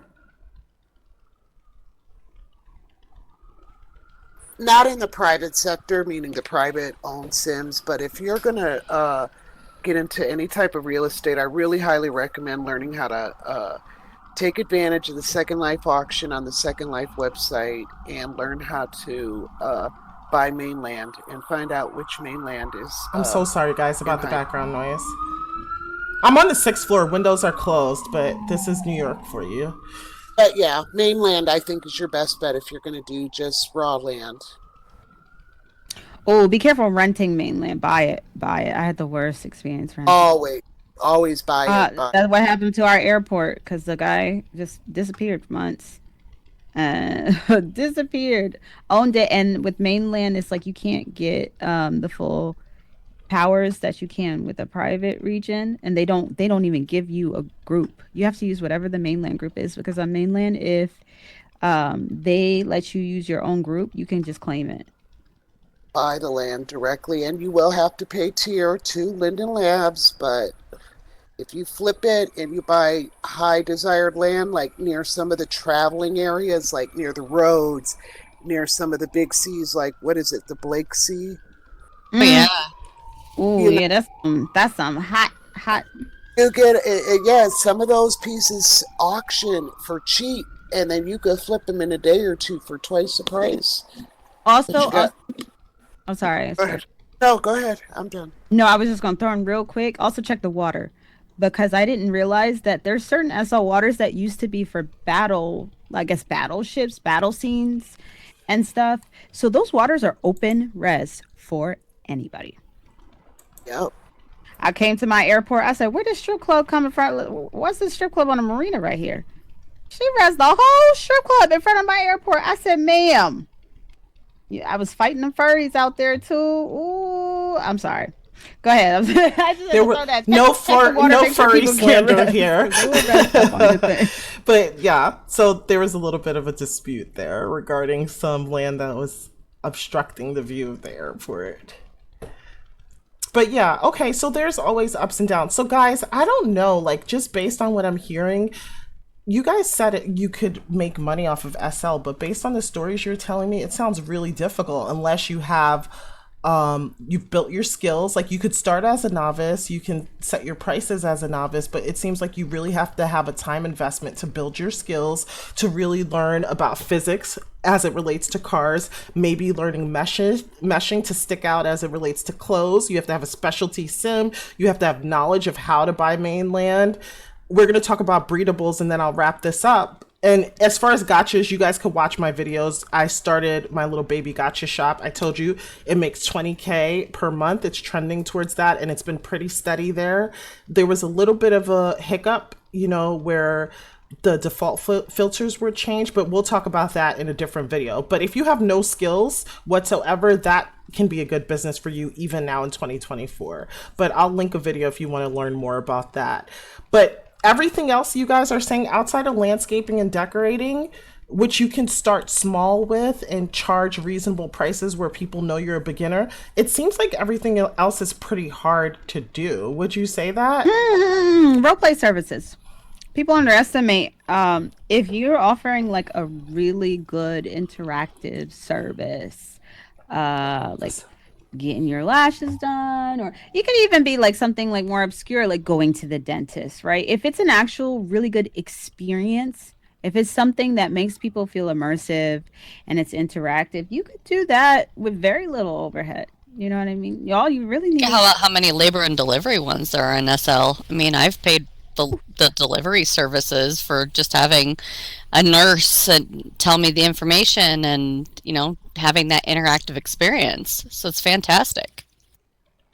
Well, there's a big market for companionship, actually. I mean, not necessarily sex. I mean, of course there is that, but I mean, I know tons of Sims because I used to be one of those raunchy little people that would go, you know, to sim and everything. I mean, people pay a lot of money for the oldest profession in the world. I mean, and you'd be surprised actually how much money some of those escorts make and some of those people make. I mean, it's unreal. Now, granted, that's not necessarily a business that, you know, many people want to morally get into, but you know, there are those outliers that do like that kind of thing, and you know, and SL is what you make of it. Can I say something about money. Oof. the escorting Sims? They got me. There are some girls. Okay. There are some girls who make like 200K a week on the escort Sims. But I will say this: guys make that much as well. I have a feeling, and you guys, I feel like they're doing like the kinkier things. Like if you're on there just having regular sex, whether it's oral or vaginal intercourse, whatever it is, I don't think you're making 200K a week because that's free in SL. Like you could literally go to any club, any sex sim, and you can get that experience. Why are you making 200K a week? If you're doing that, I feel like you're doing a lot of crazy stuff. Or do you think that I'm wrong to think that? What do you guys think about that? I just think fetish. I think that fetish, like, exactly. Maybe that's a better way to say it. I don't mind. I'm real. Like I was in the strip club day 2. She told me I can make some money, and all I had to do was show my little virtual boobies. I said, "Oh, that's it? Real money? I could actually take that out." Like, yeah, she hooked me up. She got my avatar right. I was doing my little dance for my little Ludens, right, and that got me. I got hair, I got clothes, you know what I mean? But I was definitely not making bank until the Findom stuff, the financial domination. And that's when it wasn't super saturated. But I got that first, like just a 50K tribute out of nowhere, like just cause I was like, oh, I'm hooked. I'm out of the strip club. And let's talk about Findom too, right? Like that's a skill set. People think you just go in there and you start insulting someone and you're going to get paid a 50K tribute. No, it's more subtle than that. Like it's a skill that you have to acquire. It's not something that you can go. You don't think so? I think it's a skill to like keep people around. But just to find them, I think that's more the marketing thing. Like you just have to have a pretty package. You have to be somebody they want to talk to, and then you charge them, for access. Keeping them's a different situation, but I don't really like to keep them annoying anyway. What do you think? Well, I know of an escort club that I won't mention the name, but I know the owner, and the owner does breedables. Well, he makes This sounds freaky. He makes a couple $100,000 every day. And I mean, he's not one of them that escorts. Oh, they ain't no regular. Exactly. That's what I'm saying. Like, people be doing some freaky shit on here. The girls, I'm sure, make a lot more, right? A lot more. But he does make a pretty penny off of it. And I mean, I'm talking about one that has been well established for many, many years. And like his breedables are his play money, right? And I mean, it is possible. It is possible. But, to Mousy's point, it is, I guess, on the seedier side, for lack of a better word. Yeah. I mean, I think if you're role-playing, showing someone your boobs or whatever, you might get 250, 1,000 linden if you're lucky and you get a baller, 5,000 linden. To get 100K, 200K, you're going to be doing a lot more than that. And it sometimes may push you outside of your comfort zone. I don't believe that the typical escort is making 200K a week just doing the standard vanilla positions. Absolutely not. Absolutely not. Just being on sex sims and listening to people and them talking about their kinks and stuff, it's pretty wild out there. So I could just imagine what an escort would be doing. So, but if you're comfortable with that, this of course is a no judgment zone. Definitely do it, but just be prepared. Like, don't go in there, with your eyes closed. What about breedables and auctions? And I think that'll be kind of like the last topic we talk about. Maybe I could talk a little bit about makeover clinics, because that's also, but it falls into the services. But what about breedables and auctions? Is that profitable, or is it something that can be profitable for novices? Well, we had some that we closed it in like October, but it was ahead on, tier and everything. But it's constantly people complaining and coming to you, and there's a few people here at this table that know exactly what I'm talking about. It's that customer service all the time that they nag about the little things. You're like, oh my God, really? Why is this drama? Or everybody coming to you with drama. You can make some money as an auction house owner, but it's few and far between that make real good money at it. As far as the breedable itself, you can do auctioneering. Like him and I have both done auctioneering before, and we still do it here and there. You make 10% of all the sales you make. So if you're able to keep people entertained and you're not boring with the science teacher voice, sure, you're probably going to do really well. Females tend to do a little bit better, unless you have a cute guy voice. That happens too, but then or unless you're like him, who changes a man with 1,000 voices. Yep, unless you change voice every time, and then he gets crowd because he keeps them interesting because you don't know what personality's coming out every 10 minutes.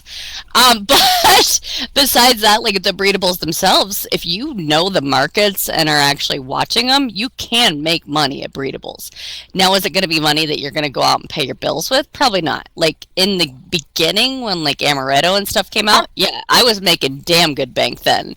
I made really good money and I was pulling it out of SL. Wait, but can I pause you for a second? No. Can you just briefly explain to us because I don't know anything about breedables. What are breedables and what's really good money in breedables? Like what's a dollar amount to quantify that? In crayon eating terms, what are breedables? So the breedable market. First of all, what a breedable is. A breedable is a scripted object, essentially, that mates with another scripted object and produces another scripted object. Usually animals. There has been robots. There's been horses. There's been shoes. Yeah, there's been monkeys. Now, given the fact that we're on the other side of the coin now and we're no longer doing breedable markets, I think we have a different insight. I mean, because we've been on both sides of the coin, right? We've been a consumer and, a market owner, which would be, the producer that's selling the service, and then we're actually the sole producers now, where we work for Teulu, and Teulu produces an actual product, the breedable, and many breedables, of course, but one thing I will say is when it comes to breedables, it's very flavor of the month type thing, because there are breedables that make a lot of money. To this day, Amaretto makes tons of money, just like Teulu, and the ones that we do, which is Ludens, and that's the one that's on my head. And they're cute, they're fluffy, and people put them together and they try to, I guess gambling, if you will, because they try to put two and two together to, hopefully make four. And if they produce a trait, that's rare, they can resell it at an auction house or on their own private Simmons stores. There's tons and tons of stores of breedables. And you can make anywhere from 1K for sale to Right. anywhere. I mean, most of mine average anywhere from 1K to 50K. So it just kind of For one depends. And you got to sale? know your market. Yeah, one sale. 50K for one sale? And it depends on the demand. The demand for that Yep. particular breedable, whether it's the color of the coat, the color of the eyes, the hoofs, the horns, whatever it may be at that moment, whatever's popular, whatever's Popular and in. rarest right then. I didn't Well, even and see then you there, too- You can Chris. sell anything if you make it popular. Shoot, that's how Well, two Little things Moody made those sell. Flintstone feet. $1 million. Oh Well, my I mean, gosh. two things sell in Second Life most, and that's sex and cuteness. Those are the two Sex and things that cuteness. Shit, no wonder That- I'm broke, because I ain't cute and I don't have sex. Well, and I mean, Chris. Girl stain. I won't speak to, the scripting in itself of the breedable that we're working for, but I will say that Ludens is successful because it's cute. They're cute little animals, and people buy into them because they're like, oh, this is cute, and then they want to pass the coat because they look at these markets and they go around them and they see one selling for 15, 20, sometimes even 100K, on one breedable, So That's yeah. how you really get people hooked if they think that they can make money too. Oh, Yep. you got 'em. Exactly. Mm-hmm. Oh, you got. Yep. And And the that's how hardest you part do is it. keeping their interest, and that's why you always have to be coming out with something new in it and keep it, fresh and what people are wanting. And it's hard because you never know what people are going to want at any given time of day, week, month. It changes. Everything changes. And for me, like I run Family Roots Auction House. Claus has called there as an auctioneer. Eccentric has called there as an auctioneer. Me, when I call an auction, it's like, get ready for the shit show because I'm there to entertain you to try to sell, whether it's a plant. Okay, I'm coming to your auction. Your auction sound fun. Oh, she Now, is wait a fun. minute. Whether it's a plant, a luden, a horse, whatever the case may be, the auctioneer's job is to make it exciting and fun and make you want to buy that item. Right. Things- There's no excitement behind your voice. People gonna be like, I don't want it because they don't even want it. Why do I want Oh, I Right. hate the auctioneers that you go Well, to their auction and they're And I reading mean, from if a we're talking card. about SL business from that standpoint, I mean, like I tell every auctioneer, because anybody can, talk about a product and breedables, but if you really want to make money as an auctioneer, you have to provide an experience. Like I tell everybody, I'm not an auctioneer, I'm an entertainer. I'm putting on a performance, like Exactly. that is how I make money, like if I don't keep you engaged. And one thing that I've always told new auctioneers is somebody will buy a panel, right, where the breedable is, within the first 30 seconds of the panel. Yep. And if that panel doesn't sell, then you keep moving, You move on. You don't stop, because otherwise people get bored, and it's much like real life auctions in the sense that if you do not do it quickly, you will not make money. It's just as simple as that. Okay. I love when they do that. See, I don't even know what I'm going doing. once, going twice, going gone. Okay, but so let's. Right, exactly. I wonder how. Well, I want to ask this though, because you work on the scripting aspect, right? So the reason why a lot of people who own Sims they shied away from it because it used to be just so heavily scripted that it was the heaviest thing next to cars, and people would shy away from it. How has this scripting has it streamlined from what it used to be, or is it still pretty heavy, like the whole Breedables process? I guess I would say it to the extent of it depends on what you're trying to script.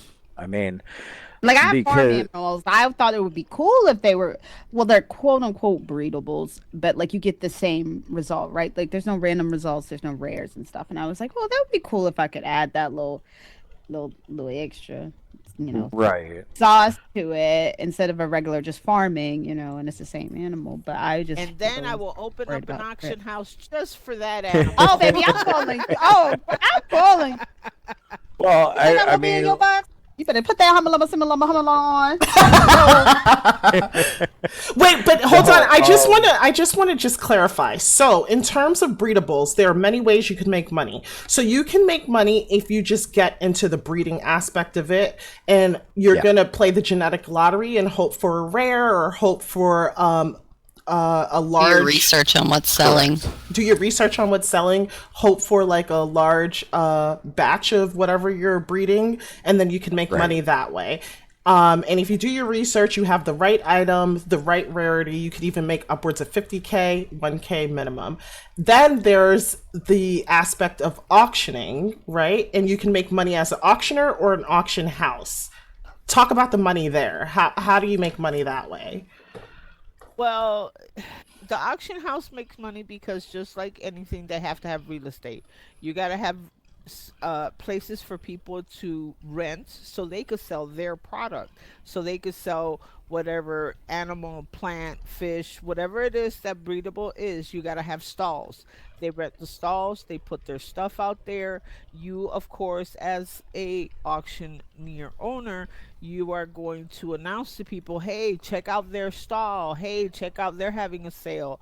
It's all around about. If you don't have renters, you're not making all the money. But you also have what we call a sim panel, which we put something nice, something rare, something specific, so we can make at least some part of the tier money to put back into the sim.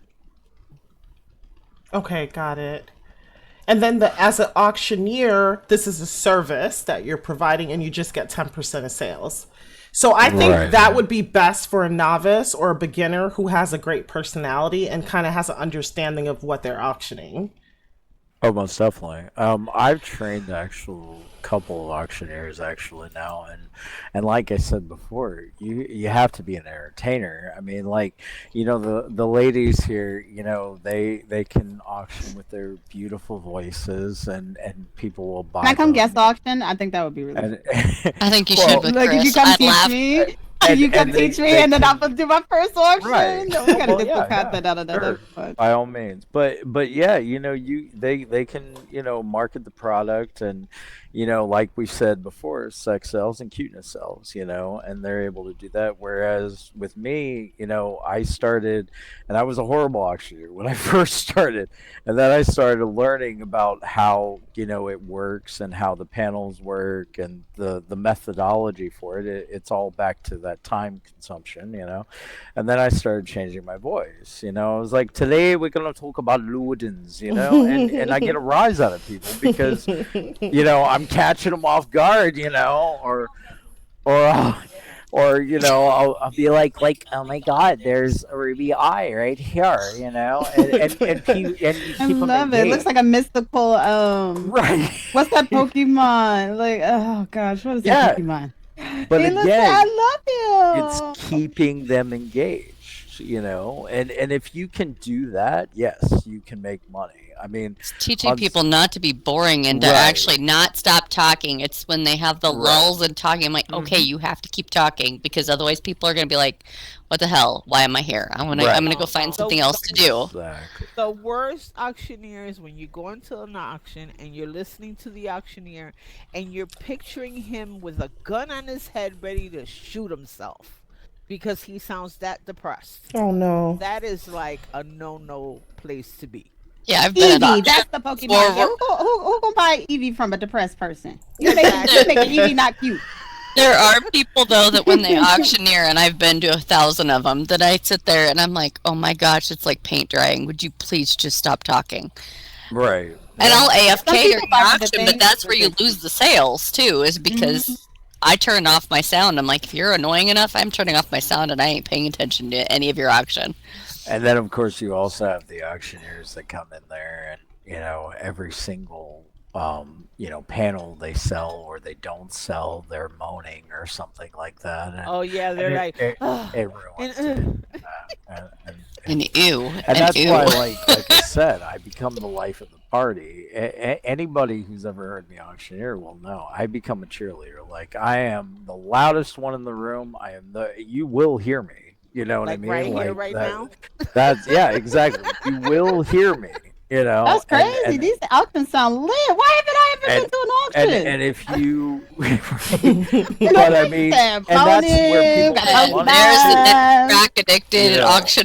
And I mean, the other thing is, you know, when it comes to the consumer, the person who buys the breedable, you know, and inbreeds them and everything else, they don't want to come to the auction where that person is not trying to engage the audience, you know, and that's an important distinction, especially when it comes to auctioneers, because if you're not willing to be the loudest one in the room, the most engaged, the most, you know, everything, you're not going to make money. You That just makes won't. sense. This is why we need more SL content, because honestly, like I've never been. I can't remember going to an SL auction. I know Sky, you probably tried to TP me to a couple, but like I never went to one because I'm not someone who puts a whole lot of value in the objects at SL, right? Like the rarity of it doesn't really appeal to me as much. Like it doesn't. But I would buy just the experience. Like if I saw some type of advertisement video on YouTube or something and it was making it sound as fun as y'all are right now, like I was like, oh, let's go a little auction, let's go a little girls night at the auction. Like I think you'd get more people who might that's not the other necessarily be the breeder type, but they'll still buy. Consumers, it is a very low barrier for entry to make money. And I mean, will you make millions? Probably not. But there's Might a very make your low... tier for the week, Yeah, which is you might nice. I make mean, your that's tier pretty for the much. week, and most Rent likely, is a very nice thing, yeah. Yeah, I call that I a mean, success. Honestly, if you could pay your rent and you could shop and experience something here and there, I think that you're doing very well. If you don't have to upload, that's wonderful. SL is expensive. One of the most Well, and if expensive things is SL isn't rent. fun for you, you need to change your SL because there's 1,000 different things you can do. There's no reason for you to be unhappy in SL. And Period. Say it loud for the back. yeah, exactly. I be arguing with them on Facebook about this. I'm like, yeah, what you mean you bored? I know, right? I'm like, just change what you're doing. But like my goal when I do a breedable is I will stay in that breedable until it can't pay for itself. Meaning that if I'm paying for food and stuff for it, it just needs to at least break even because to me a breedable should just be fun. Anything beyond that it helps pay for an SL and do, that's fantastic. I just want it to break even on its food cost. Well, that's what you didn't. That's what you didn't speak on. I feel like with that, the real money's in those consumables. Oh, the breedable companies definitely make money I mean, with we're on the other breedables. side of the coin now. We were doing that, and now we're part of Teulu. And Teulu produces different breedables. The one that we work on most is Ludens currently. And that is a business that, you know, could potentially make, you know, very, very high amounts of profit. I think at one point people estimated that Amaretto, one of the first breedables on the market, made, you know, really millions. I mean, they were making a lot of money, made a They had no ridiculous competition at amount the of beginning, money. though. Correct. Yeah, they didn't have any competition either. So. They made mostly horses, right? It was the rideable horse. Yep. Mm-hmm. Yep. Yeah, They I came love out with the horse. dragons. Yep. Yeah, I think that was the Dragons, first dogs, breedable that chickens. I saw that was like it was an exorbitant amount, and I was like, "Who paying that for a horse?" Now it makes Right. sense. Crazy Well, people. And then you have Teulu, which we worked for, and the owner Sean is an amazing woman, and she makes horses, which are actually very beautiful, and if you are willing to devote the time into learning how the genetics work, because not every breedable is the same, you have Not breedable. cut and dry. Right. Well, there's breedables that have no genetics whatsoever, i.e., there's no skill involved. You just kind of guesstimate. You just and drop the that's same a real thing over and over. Right. That's the real gamble one. And then you have something like Ludens, where if you put 2 and 2 together, you're not going to always make 4. You have to pay attention to what that 2 means, and you could potentially make a lot of money. You could also be wasting your time. It all depends on. Did we talk about what a lot of money is? So, what quantify a lot of money in breedables? That's a hard. Well, question. I average right now, and I barely do any. I average probably 15 to 20K a week. Oh, that's great. I mean, that's barely putting as much into it, and that's not on top. I mean, on top of that, I do the textures for some of the Teulu products, so then I make that money on top of all of that too. So, yeah, it's fun. Now, me. What about I as an auctioneer, different Chris? Stuff. Well, an auctioneer could walk on a day, could walk on one auction, depending on how good it is and how it's going. You could walk away with nothing, or you could walk away with 10K within an hour. What's the average all- though? Because that The both seems like average- extremes. I think most of them are about 3K. About 3K is the average. An auction, and how many auctions would a person do per week or a month? It's up to them. It's up to them. Me, myself, right now, because of my workload, I only do 1, 2, 3, 4 a week. But I have a manager on my sim, and she does 1, 2, 3, 4, 5, 6, about 8 or 9. But let's say she's getting think 2K. Sarah That's does like about 9 in a week? 16,000 Linden a week doing auctions. That's really good money. Guys, I think this is where it's at. But also, like me, I don't breed only one thing. Like, I do Ludens. I do the horses for Teulu. I also do potted. I also do kitty cats, or not kitty cats, but stray cats. There's so many different breedables out there. So if one of my breedables is doing good that week, then it feeds everybody. Then my other breedable's doing good the next week, that feeds everybody. Got it. You know what I'm saying? Speaking of feeding everybody, but how much are you paying for the food and all that stuff? Because I forgot, there's that cost. It depends on them too. It depends on each Depends one. on which one. Like, pretty much Teulu, I pay about 500 a day, but then again, I have about 500 Linden a day. sitting out. Oh my god! I'm gonna cry. Oh, see, okay, so this is where I'm like hearing this, and I'm like, damn, did I fuck up? I'm sorry, I'm cursing a little bit. Oh, No, you're fine. 500, it's fine. You're allowed to curse. 500 a day is like $15,000. I made my 15,000? consumables all Hi, Huli. really free. We're wrapping so up, I took though. the hit there, but I'm like, what? Well, I mean, Yeah, I but will that's say. because I choose to do it on a Right. daily basis. You could buy it for the week. You could buy it for 2 weeks. You could buy. But don't they the amount you die? want in the- No, well, I remember they'll the bun die if you don't feed them. Came out, people used to be so. Yeah, You you gotta ha- feed them. You're locked in. Once you get it, it's like you're locked in. You cannot not pay it. Yes, You just can. try to- Kill you all stick your in your- animals.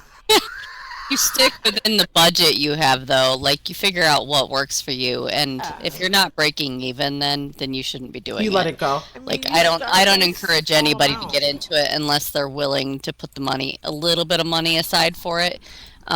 But you start with like 1 or 2. You don't start with the bigger amounts. Plus, a lot of the places I know with the company we work for, if you buy the bigger quantity consumables, like the bigger quantity, you are paying a lot less per animal by doing it that way. And like, I purchase my food once a week. So, but I have also, I mean, in the Ludens, I probably have 150 of them too. So I spend a little bit more. Yeah, Oh if you're my talking about God. SL millionaires or really making real money, that's definitely consumables are the. But Are you also got to hot understand, spot. we go out every day and buy an outfit for 1,200, buy a hair for 500. I don't Who's do we? that. Other I don't day. do that. No. Who's we? I don't And know I who shop a that- who lot. That we is. That we got Sit money. back. That we got money. I will Who's we? say, I don't speak French. when I Yeah, was we just are. a consumer, Mouse I in did my a pocket. breedable called Wild Kajira, and at its heyday, I passed some of the rarest traits that were on the market, and I sold a few of them for 250 to 300,000 lindens. Goodness. So it is possible. It is possible. Now, is it basically gambling? Sure, it's basically gambling. But, it is possible now that, we're also on the other side of the fence now. We're part of the producers, you know what I mean? It's changed. I mean, I'm granted no longer making, those huge payouts, but I'm also making a salary. I mean, I have my real life job, outside of SL, but I also have a guaranteed paycheck, now that, because I'm working on that side of the realm of things, Now that's just, learning coding and learning everything. And coders make a lot of money. Like Angel was saying about her HUD, you can, by learning the skill, you can make hundreds of thousands of lindens. It is Yeah, they're possible. always looking for It coders is in SL. very possible to make that kind of money.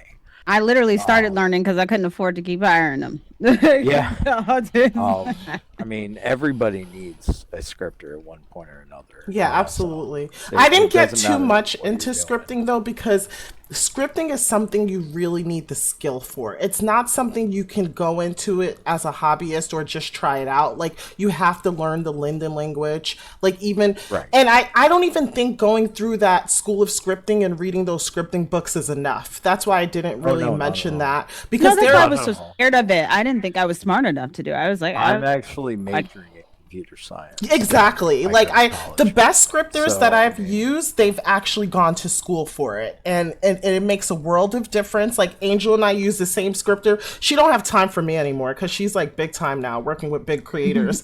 but she was amazing. Like, she could do a job in 5 minutes, 30 minutes. Whereas other people, you'll keep throwing money at them. They'll come back to you with excuses and reasons why the job can't get done. And you'll end up paying 40,000 Linden for nothing. So that's a whole nother subject. Maybe I'll do a meet the creator series about that, but with a scripter who I like and trust. But yeah, scripting is something else. So we talked about so many things. I will put timestamps here. Now, do you guys have the same opinion that you started with? Is it possible to make real life money in Second Life? Or do you want to quantify your statements now? And I'll start with Angel. I'll go to you last, Chris, because you weren't here in the beginning. So Angel, what's your opinion now? It's absolutely possible to make money, but depending on how much you have expectations for it, you're gonna have to look at it like it's a real business. And please, y'all, I know y'all just hopped off the IMVU refugee boat, or y'all just came from Sims. You might have seen Or 5M? your 5M. You just see, oh, you can make money. Please, guys, don't rush into it. Get your feet wet. Explore, see what the markets are, ask people, what would be cool in SL? Like, find out what like the needs are and fill the needs, or if there's something you're really passionate about, if you really just like, I just really want to make a community. I know I have tons of ideas and I will have a lot of fun with it. Just still make sure you crunch the numbers, Go into it slow. Don't rush into an SL business because that is the quickest way to fail. But it's possible. Fair. Skylar? Get your feet wet and maybe work for people. Learn how businesses on SL run. Get a job on here. Figure it out. Learn to network. The more people you know, the more successful your business will be. I think that's fair. I don't have like meshing skills, animating skills, rigging, none of that stuff. And I've started a few SL businesses, from a makeover clinic to a gacha business, becoming an SL vlogger, where I made money covering people's SL events or products or promoting things. And I've done pretty well. Like, I've always been able to live in SL without uploading that much. Not that I don't upload, depends what's going on, but I don't generally have to. So it's very much possible to kind of fund your lifestyle in SL via SL business. However, I will say this. I think marketing sometimes is more important than the product. And I don't know how many of you guys would agree with me here, but you have to market. I see that people will market their items on conferences all the time. They'll be a part of events, whether it's weekly sales or weekend sales. They're just out there, like they're collaborating with other creators. They're hiring bloggers and vloggers and doing all sorts of things. Every business doesn't operate the same, but I think that there is some effort that needs to be put into marketing outside of learning your skill set and learning what business you're going to be a part of. Facts. You can sell a big toe. You can sell anything if the marketing is good. And I will just say it. There was so many times where I feel like my sim would not have lasted as long as it did, but it only did because my marketing was so good in the beginning that I've been able to, and thanks to a ton of creators who like did collab videos, did collab pics, like I've been able to kind of like set my foot in the sand with our sim where it's known enough that it becomes like, oh, the newbies, I've been here before, or oh, I've seen it somewhere. Right. Yeah, marketing. Flickr, Instagram, Facebook, like you have to utilize all your resources. Okay, Eccentric, do you have anything to add? No, just I would keep expectations of making millions and stuff very low. I'd be happy if you can take anything outside of SL, but honestly, just be happy that you can cover your bills and stuff in SL, like for land and everything else, and just have fun with it. I mean, if you're not having fun with it and doing the research behind things to make it a little bit better, then you're not going to stick out from the crowd anyway. That's true. That's very true. All right, Klaus? Wow. All good points. Definitely networking is a big one. And the other thing that I will say, yes, it is possible. It is possible to make money. Could you make six figures? Most definitely you could, if you're willing to devote the time. And you also have to realize that not everything that you do, you will fail. Much like real life, you will fail. And it's important to keep a good attitude, because if you don't keep a good attitude, other people here will feel it. And they will notice it, and they will not want to do business with you. And that goes for pretty much everything in SL. If you want to market yourself, and do, breedables, or you want to do DJing, or you want to do hosting, or you want to do stripping or escorting, or anything you want to do in SL, it is possible, but you have to remain, positive, and not everything, is a success story, like we talked about. So just make sure you keep a good attitude. Yeah. Learn from your mistakes. I had so many that's how I learned. I had so many failures. But I tried, and then switch it up. Learn from your mistakes. Fix what you messed up. Try again. Yeah. Fair. Chris, what do you want to add? Like I was here, I was just standing in the corner hiding from y'all while y'all were talking. I didn't realize that. You should have said something. I would have panned out. Keep out snacks. Girl, I'm like a mouse. I just be hiding in the corner. For me, I've been in SL now, 15 years, and what I've seen is what people do is they go from this extreme to the other. Instead of dipping their toe in, you know how they say don't put all the eggs in one basket? Don't do that. Don't put all your eggs in one basket. Leave an egg over there. Put an egg over there. Try something.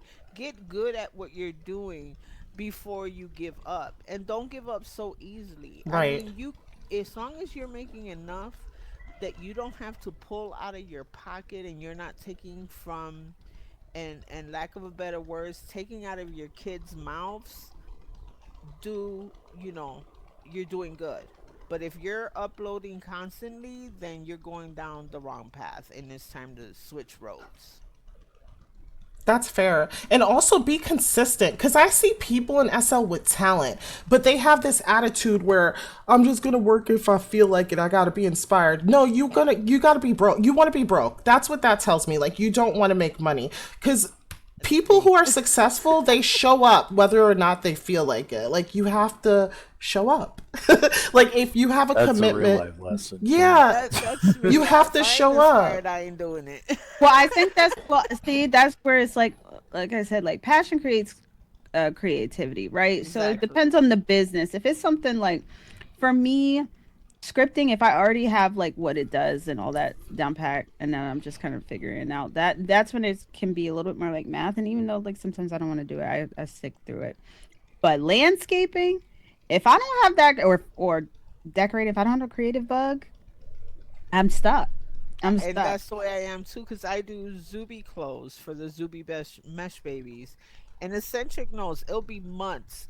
I haven't done nothing, and then she'll be like, "What have you done this week?" And then I'll show her I've done like 5 outfits, or I'll be telling everybody, "Look what I made! Look what I made!" She's 'Cause I she's got the Kendrick inspired. Lamar of Zuby clothes. Oh Lord. Well, But I you know, bet you the Zuby clothes I'll don't even do go as so well far as as to- your auction house though.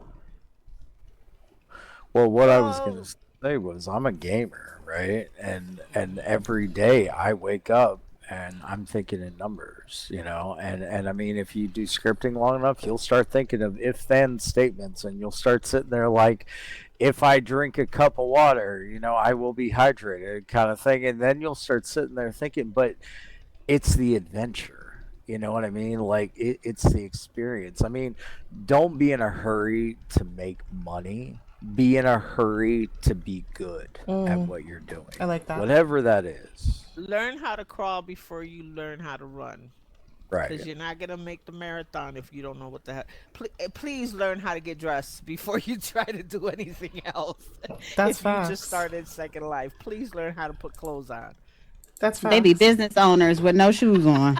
Image is everything. Oh, girl, You are. you tell It me. is so shallow. If your avatar look crazy, they buy nothing at your store. If your avatar look crazy, I promise. I It's feel so like some shallow. creators, we don't even know what they look But like. somebody tried to do a beauty pageant, didn't even have a profile picture. I said, "Are you where's the question?"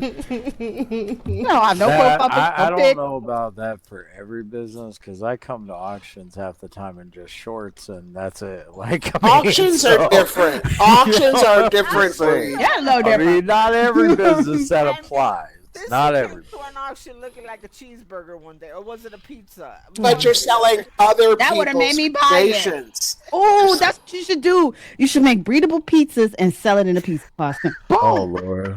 Oh. I thought that was trying to make money. Listen, I'm giving y'all hot tips right now. I buy it. And then make it so if you I'll get don't right on feed that. it too, you get to eat it. It dies. I'll get right on that. You guys, we could talk about this forever. And if you want us to expound on any particular topic or do a part 2, and you want to add some businesses you want us to talk about, because, everyone at this group, Hooli just dropped in, including Hooli, I'm sure we could talk about a variety of businesses in SL, and we could go for another 2 hours. But we don't want to keep you too long. Thank you so much for watching. It's because of Angel. Hooli didn't make No, it. wait, She actually- told him wait, no. SLT. It's EST, I said. I'm about to screenshot and put the Gayazo in the comment section when this video drops. Okay, do I it. want Uh-oh. ask the viewers to find the SLT. Oh, God.